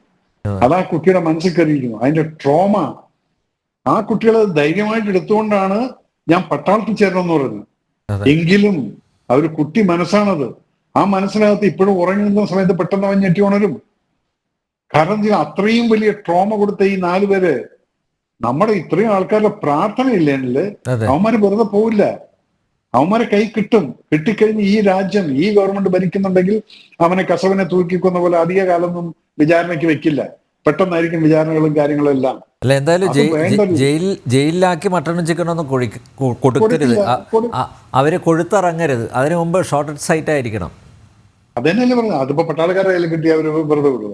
അവര് നിങ്ങളെക്കാൾ കൂടെ വീറും വാശിയായിട്ട് നിൽക്കുന്ന മനുഷ്യർ അവരുടെ കയ്യിൽ കിട്ടിക്കഴിഞ്ഞാൽ പലരും നാളെ കണ്ടില്ലേ ഒരു സൈഡിൽ ഓടിപ്പോയനെ. അത് കാരണം പട്ടാളക്കാർ അനുഭവിക്കുന്ന പോലുള്ള അനുഭവം നിങ്ങൾ ആരും അനുഭവിക്കുന്നില്ല. കാരണം അവർ ഈ ഇന്നലെയൊക്കെ ഓരോരുത്തന്മാരുടെയൊക്കെ ഇത് 16 കിലോമീറ്റർ ഒക്കെ നടന്നിട്ടാണ് കൊടുത്ത് ചാപ്പ എടുത്തോണ്ട് പോയി. കാരണം ഇത് അത്രയും അങ്ങനെയുള്ള സ്ഥലങ്ങളിൽ പോയിട്ട് ഇരിക്കുകയാണ്. താഴ്ത്തുന്ന വെള്ളം പോലും കൊണ്ടുപോയിട്ട്. അപ്പൊ ആ പട്ടാളക്കാരന്റെ കഷ്ടപ്പാട് വെറും മഞ്ഞിലും വെയിലും നിന്നു എന്നുള്ളതല്ല. ആ മഞ്ഞത്ത് നിൽക്കുന്ന സമയത്ത് അവന് ഭക്ഷണം വേണമെങ്കിൽ അവൻ ഇത്രയും കിലോമീറ്റർ താഴ്ത്ത് നടന്നു വന്ന് എടുത്തോണ്ട് പോണത്. അവിടെ എല്ലാം മറ്റേ ക്രെയിനും അല്ലെങ്കിൽ എയർവേസ് ഒന്നും ഇല്ല. അപ്പൊ ഒരു പട്ടാളക്കാരന്റെ ലൈഫില് ഇതുപോലുള്ള അവൻ കാണാണ്. ഇവൻ കാരണമല്ലേ എന്റെ ജനങ്ങൾ കഷ്ടപ്പെട്ടത്. അവന്റെ കൈ കിട്ടിക്കഴിഞ്ഞാൽ അവൻ ആദ്യം വെറുതെ വിടില്ല. ഞാനായിരുന്നെങ്കിൽ ഒരിക്കലും നിങ്ങൾക്ക് ഇങ്ങനെയുള്ള സാധനങ്ങളൊന്നും കൈ കിട്ടില്ല. ബിക്കോസ് നമുക്ക് കയ്യിൽ കിട്ടിക്കഴിഞ്ഞാൽ നമ്മൾ നമ്മുടേതായിട്ടുള്ള രീതിയിലും പെരുമാറും. അവിടെ പിന്നെ in the war there is everything is fair and love. I mean everything is fair in the war and love എന്ന് പറയുന്ന ആ ഒരു സംഭവം തന്നെയാണ്. കൊല്ലേണ്ടവനെ കൊന്നിരിക്കും. പക്ഷേ എവിടെയും ഇവരൊന്നും രക്ഷപ്പെട്ടു പോകുന്നില്ല. എനിക്ക് തോന്നുന്നില്ല. ഇന്ന് നമുക്ക് എല്ലാവർക്കും സന്തോഷത്തോടു കൂടി ഇരിക്കാൻ രാജ്യത്തിന്റെ തല അങ്ങനെ ഉയർത്തിപ്പിടിച്ചുകൊണ്ട് 56 ഇഞ്ച് നെഞ്ചും പിരിച്ചുകൊണ്ട് തന്നെയാണ് രാജ്യം നിൽക്കുന്നത്. അതിന്റെ പ്രധാനമന്ത്രി എന്ന് പറയുന്ന 56 ഇഞ്ച് എന്നുള്ള സംശയം ഉണ്ടായിരുന്നു പലർക്കും. ഇത് 56 അല്ല മക്കള്, ഇത് നല്ല ഇഞ്ച് സൈസ് കുറച്ച് കൂടുതലാണ്. അതാണ് കാണിച്ചു കൊടുത്തിരിക്കുന്നത്. അവരെ കൊണ്ട് മുട്ടുകുത്തിപ്പിച്ചു. എന്നിട്ടും നമുക്ക് ഇവിടുന്ന് ഒരാൾ പോലും നമ്മൾ ബോർഡർ ക്രോസ് ചെയ്ത് പോയിട്ടില്ല. അതില്ലാതെ തന്നെ അവന്മാരെ ഇത്രയും ചെയ്യാമെങ്കിൽ നമ്മൾ ബോർഡർ ഒന്ന് ക്രോസ് ചെയ്തിരുന്നെങ്കിൽ എന്തായിരിക്കും എന്നൊന്ന് ആലോചിച്ചാൽ മതി നിങ്ങൾ എല്ലാവരും. അപ്പം ആ ഒരു സിറ്റുവേഷനിൽ ഇരിക്കുമ്പോൾ you all can be very proud of what our country has done. Diplomatical, military wise എല്ലാ രീതിയിലും 14 ദിവസത്തെ പ്ലാനിങ്ങും ആ 14 ദിവസത്തിന്റെ അടിയും ചേർന്ന് കഴിഞ്ഞാൽ ഇങ്ങനെയാണ് ഒരു യുദ്ധം പ്ലാനിങ് ചെയ്യുന്നത്. അത് 14 ദിവസം നമുക്ക് സാധിച്ചുവെങ്കിൽ നമ്മുടെ കേപ്പബിലിറ്റി എന്താണെന്നുള്ളത് നിങ്ങൾ ആലോചിച്ച് നോക്കാം. പാകിസ്ഥാൻ ചിന്തിക്കുക പോലും ചെയ്യാൻ പറ്റിയില്ല എവിടെയാണ് അടി വന്നത്. അത് കഴിഞ്ഞിട്ട് മൗലാന മസൂദിന്റെ ഫാമിലി അവനിരുന്ന് കരയുന്ന ഒരു ഫോട്ടോ ഞാൻ കണ്ടു. അവൻ സോ ഹാപ്പി. കാരണം എടാ നീ പറഞ്ഞയച്ചിട്ടുള്ള ആ 4 പേര് ഇവിടെ ഇന്ന് ഞങ്ങളുടെ പെങ്ങന്മാരുടെ സിന്ദൂരം മായ്ച്ചു കളയുന്ന സമയത്ത് അവരിരുന്ന് കരഞ്ഞല്ലോ. ആ കരച്ചിൽ നീ കണ്ടില്ലടാ. ഇപ്പൊ നിന്റെ 12 എണ്ണം ചത്തുപോയപ്പോ, ചത്തു എന്ന് തന്നെ പറയുന്നു, ചത്തുപോയപ്പോ നിനക്ക് കരച്ചിൽ വരുന്നില്ല. അപ്പൊ നിന്റെ മനസ്സിനകത്ത് മനുഷ്യത്വം ഉണ്ടോ? കുറച്ച് ഉണ്ടെങ്കിൽ വന്ന് സറണ്ടർ ചെയ്യടാ. ചെയ്ത തെറ്റിന് മാപ്പി ചോദിക്കുക. എങ്കിലെങ്കിലും നീ സ്വർഗത്ത് പോവും. അല്ലെങ്കിൽ നീയാണോ വിചാരിക്കുന്നത് നീ സ്വർഗത്ത് പോകുന്നത്? ഒരിക്കലും ഇല്ല മോനെ. നിന്റെ അന്ത്യം എന്ന് പറഞ്ഞാൽ ഭീകരമായിരിക്കും. നിന്റെ അനിയൻ മനുഷ്യ കിടക്കുന്ന കണ്ടില്ലായിരുന്നോ? തലയെല്ലാം പൊട്ടിച്ചതറി ഒരു വഴിയായിട്ട്. കരയണം. നീ ഇതെല്ലാം കണ്ടുകൊണ്ട് കരഞ്ഞുകൊണ്ടിരിക്കണം. കാരണം അത്രയും മനസ്സ്. നീ ഇവിടെ നിങ്ങൾ 26 പേരെ കൊന്നുമായിരിക്കും. പക്ഷെ എത്ര ഇന്ത്യക്കാർ കരഞ്ഞിട്ടുണ്ട് അവർക്ക് വേണ്ടിയിട്ട്. ആരും അറിയാതെ എത്രയോ ആളുകൾ ഇരുന്ന് കരഞ്ഞിട്ടുണ്ട്. ഞാൻ കരഞ്ഞിട്ടുണ്ട്. ആ കുട്ടിയുടെ ഇരിപ്പ് കണ്ടിട്ടുള്ള ഒരു ഫോട്ടോ കണ്ടിട്ട് ഹാഫിസ് സയ്യിദിന്റെ മുൻ അംഗരക്ഷകൻ ഇന്ന് അദ്ദേഹത്തിന്റെ ഒരു എക്സിലെ ഒരു പോസ്റ്റ് ഉണ്ടായിരുന്നു. അത് രവിയുടെ കണ്ടോ? അത് ഹാഫിസ് സയ്യിദിന്റെ മുൻ അംഗരക്ഷകൻ മെഡിക്കൽ വിദ്യാഭ്യാസത്തിന് പോകണമെന്ന് തീരുമാനിച്ചത് ഇദ്ദേഹത്തിന്റെ പ്രസംഗത്തിൽ വീണ് അങ്ങനെ അവിടെ എത്തിയതാണ്. പുള്ളി അവസാനം ഇറങ്ങിയത് ഇദ്ദേഹത്തിൻ്റെ ഒരു അന്ത്യം, ദയനീയമായിട്ടുള്ള അന്ത്യം എനിക്ക് കാണണം എന്ന് പറഞ്ഞിട്ടാണ് അവസാനം ആ കുറിപ്പ് നിർത്തുന്നത്. അപ്പോൾ കൂടെ നടക്കുന്നവർക്ക് പോലും മനസ്സിലായി അത്രയും ഉഗ്രവിഷമുള്ള മൂർഖന്മാരാണ് ഇവർ എന്ന്, അല്ലേ? അതുകൊണ്ട് ആത്യന്തികമായി ഈ ഭീകരവാദത്തിന് ഒരു അവസാനം ഉണ്ടാവട്ടെ. ഇവനൊക്കെ എന്തെങ്കിലും ഒരു റിയലൈസേഷൻ ഉണ്ടാവട്ടെ. ഈ ഇതെല്ലാം ഇപ്പൊ അൽഖയ്ദ ഇവരൊക്കെ എവിടെ പോയി? ഇവൻ ഈ സിറിയയിലും സുഡാനിലും അവിടെയും ഇവിടെയൊക്കെ കാട്ടിക്കൂട്ടി, അമേരിക്കയിലെല്ലാം കാട്ടിക്കൂട്ടിട്ട് ഇവന്റെയൊക്കെ അന്ത്യം ഭീകരമാണ്. കാരണം എത്ര പാവപ്പെട്ട് ഈവൻ നമ്മുടെ കേരളത്തിൽ നടക്കാൻ കുട്ടികളെ പോയിട്ട് അവിടെ മാറ്റിയിട്ടില്ലേ? ഇവർ ഈ പ്രസംഗിച്ചിട്ട് ഇതുപോലെ തല പുണ്ണാക്കിയിട്ട് അവിടെ കൊണ്ടുപോയിട്ട് അവസാനം ആ കുട്ടികൾക്ക് തിരിച്ചു വരാൻ പറ്റാതെ നിന്ന് കരയുന്നതും മരിച്ചു പോകുന്നതും നമ്മൾ കാണുന്നില്ല. അവന് ജന്മം കൊടുത്തിട്ടുള്ള അച്ഛനമ്മമാർ ഇവിടെ കിടന്ന് കരയാണ്. കാരണം അവർക്കൊന്ന് തുറന്ന് കരയാൻ പോലും പറ്റില്ല. മകൻ ചെയ്ത് തെറ്റാണെന്നുള്ള പബ്ലിക് അറിഞ്ഞാൽ അവരെപ്പോലും ഈ സമൂഹം മാറ്റി പറയും. അതുകൊണ്ട് എന്താണ്, അടക്കി ഒതുക്കി റൂമിലിരുന്ന് കരയും. എന്റെ മോനെ നീ ഇത് ചെയ്തല്ലോ എന്ന് പറയും. അങ്ങനെയുള്ള എത്രയോ ഉമ്മമാരും വാപ്പമാരും ഇവിടെ ഉണ്ട്. അപ്പൊ ഇതിനെല്ലാം കാരണം ഇതുപോലുള്ള തലതിരിഞ്ഞ സാധനങ്ങൾ. അപ്പൊ ഇവന്റെ എല്ലാം അന്ത്യം എന്ന് പറയുന്നത് അത് വളരെ ഭീകരമായിരിക്കും. ഞാൻ വിചാരിച്ചതല്ലേ, ഞാൻ പറഞ്ഞു ഒരു 3-4 ദിവസം 5 ദിവസം എന്ന് പറയുമ്പോൾ അതിനകത്ത് ആ പാകിസ്ഥാൻ ഓക്യുപ്പൈഡ് കാശ്മീരിലുള്ള ക്യാമ്പുകൾ മുഴുവൻ ഇനി ഒരു 21 ക്യാമ്പ് കൂടെ ബാക്കിയുണ്ട്. അപ്പൊ അതും കൂടെ ഒന്നങ്ങ് നിരത്തിയിട്ട് സീസ് മതിയായിരുന്നു എന്നുള്ളൊരു തോന്നലുണ്ട് എനിക്ക്. പക്ഷെ അതെന്താ, നമുക്ക് എന്തായാലും താമസിയാതെ അത് പ്രത്യാശിക്കാം. Yes, Vipinji, I happen to see a post ഈ ഇടവേള സമയത്ത് കണ്ടു. വി നീഡ് ടു സ്റ്റാർട്ട്, ഒരു ജേർണലിസ്റ്റിൻ്റെ ഇതാണ്, we need to start working to change our military strategies in the way our armed forces handle the drones, missiles and fighter aircraft from Pakistan. ഇത് കൈകാര്യം ചെയ്ത രീതിയിൽ സേനയുടെ ഭാഗത്ത് എന്തെങ്കിലും പിഴവുകൾ ഉണ്ടായിട്ടുണ്ടോ?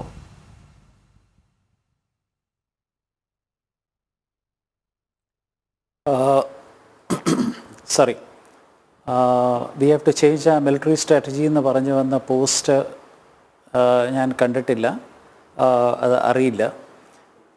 എന്താണ് അതിൻ്റെ ഓഥർ ഉദ്ദേശിച്ചതെന്ന് എനിക്ക് മനസ്സിലാക്കാൻ കഴിയുന്നില്ല.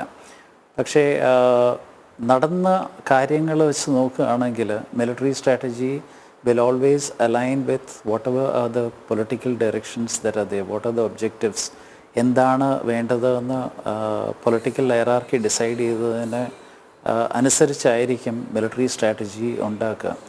അതുപോലെ തന്നെ മിലിറ്ററി സ്ട്രാറ്റജി എന്ന് പറയുമ്പോൾ it's a huge subject, it's a big thing. അപ്പോൾ അതുകൊണ്ടൊരു അതായത് ഇപ്പൊ പുതിയ വാർത്ത വരുന്നു വിപിൻജി, വീണ്ടും ആ സീസ് ഫയർ വെടിനിർത്തൽ കരാർ ലംഘിച്ചിരിക്കുന്നു. അക്നൂരിൽ ഒക്കെ ഷെല്ലിംഗ് ഇപ്പോൾ തുടരുകയാണ്. പാകിസ്ഥാന്റെ ഭാഗത്തുനിന്ന് അങ്ങനെ ഒരു സൈനിക ഇടപെടൽ വീണ്ടും ഉണ്ടായിരിക്കുന്നു എന്ന വാർത്തയാണ് ഇപ്പോൾ പുറത്തു വന്നിരിക്കുന്നത്. അപ്പോൾ ഇതൊരു ചതിയായിരുന്നോ?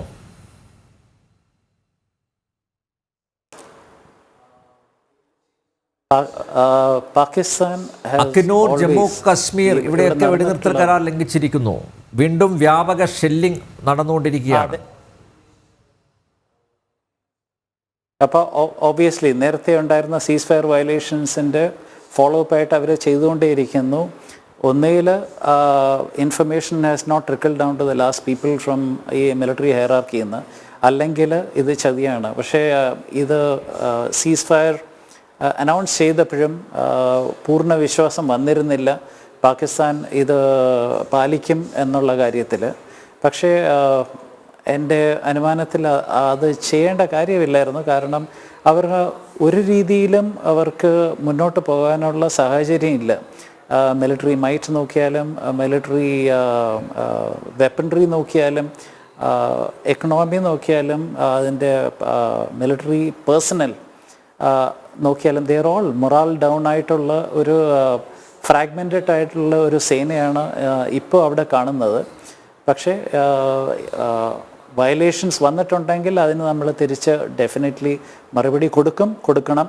അതിൽ യാതൊരു സംശയവും നമ്മളിപ്പോൾ വയ്ക്കേണ്ട കാര്യമില്ല. അനൗൺസ് ചെയ്തതിന് ശേഷം if they are violated we are well within our rights to head back, and that would have been the condition for ceasefire violations. അതിൽ there is absolutely no doubt, and I'm sure the military hierarchy will do it.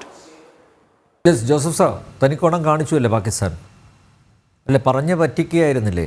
അവർ തന്നെ ഇങ്ങോട്ട് വരുന്നു, അതൊരു കപട നാടകമാണ് എന്നല്ല മനസ്സിലാക്കേണ്ടതോ?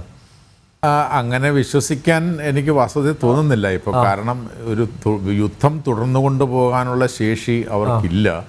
ഇത് ഇവിടെ സാറ് സൂചിപ്പിച്ചതുപോലെ ഈ മെസ്സേജസ് ഈ അതിർത്തിയിലുള്ള സേനാ വിഭാഗങ്ങളിൽ എത്തപ്പെടാത്തത് കൊണ്ടായിരിക്കാം, നേരത്തെ കൊടുത്ത നിർദ്ദേശം പാലിച്ചുകൊണ്ടുള്ള പ്രവർത്തനമായിരിക്കും എന്ന് വിശ്വസിക്കാനാണ് എനിക്ക് ആഗ്രഹം. കാരണം അമേരിക്ക ഉൾപ്പെടെ ഇടപെട്ടുകൊണ്ട്, പിന്നെ director general of military operations പരസ്പരം സംസാരിച്ചുകൊണ്ട് ഒക്കെ വന്നിരിക്കുന്ന ഈ ഒരു കരാർ അംഗീകരിക്കപ്പെട്ടു പോകാനാണ് സാധ്യത. ഇവരെ ലംഘിച്ചെങ്കിൽ അത് ഈ പറഞ്ഞ തരത്തിലുള്ള കമ്മ്യൂണിക്കേഷൻ്റെ ഗ്യാപ്പ് കൊണ്ടുണ്ടായ സംഭവമായിരിക്കാം എന്ന് വിശ്വസിക്കാനാണ് എനിക്കിഷ്ടം. ഓക്കെ, എന്തായാലും ശുഭകരമായിട്ടുള്ള വാർത്തകൾ തന്നെ ഉണ്ടാവട്ടെ, വരട്ടെ എന്ന്, അങ്ങനെ വരുമെന്ന് നമുക്ക് പ്രത്യാശിക്കാം. ജിഷ്ണു തുടരണം. ജനറൽ ഡിബേറ്റ് ഇവിടെ പൂർണ്ണമാകുന്നു. ചർച്ചയിൽ പങ്കെടുത്ത എല്ലാ അതിഥികൾക്കും നന്ദി, ഒപ്പം പ്രേക്ഷകർക്കും.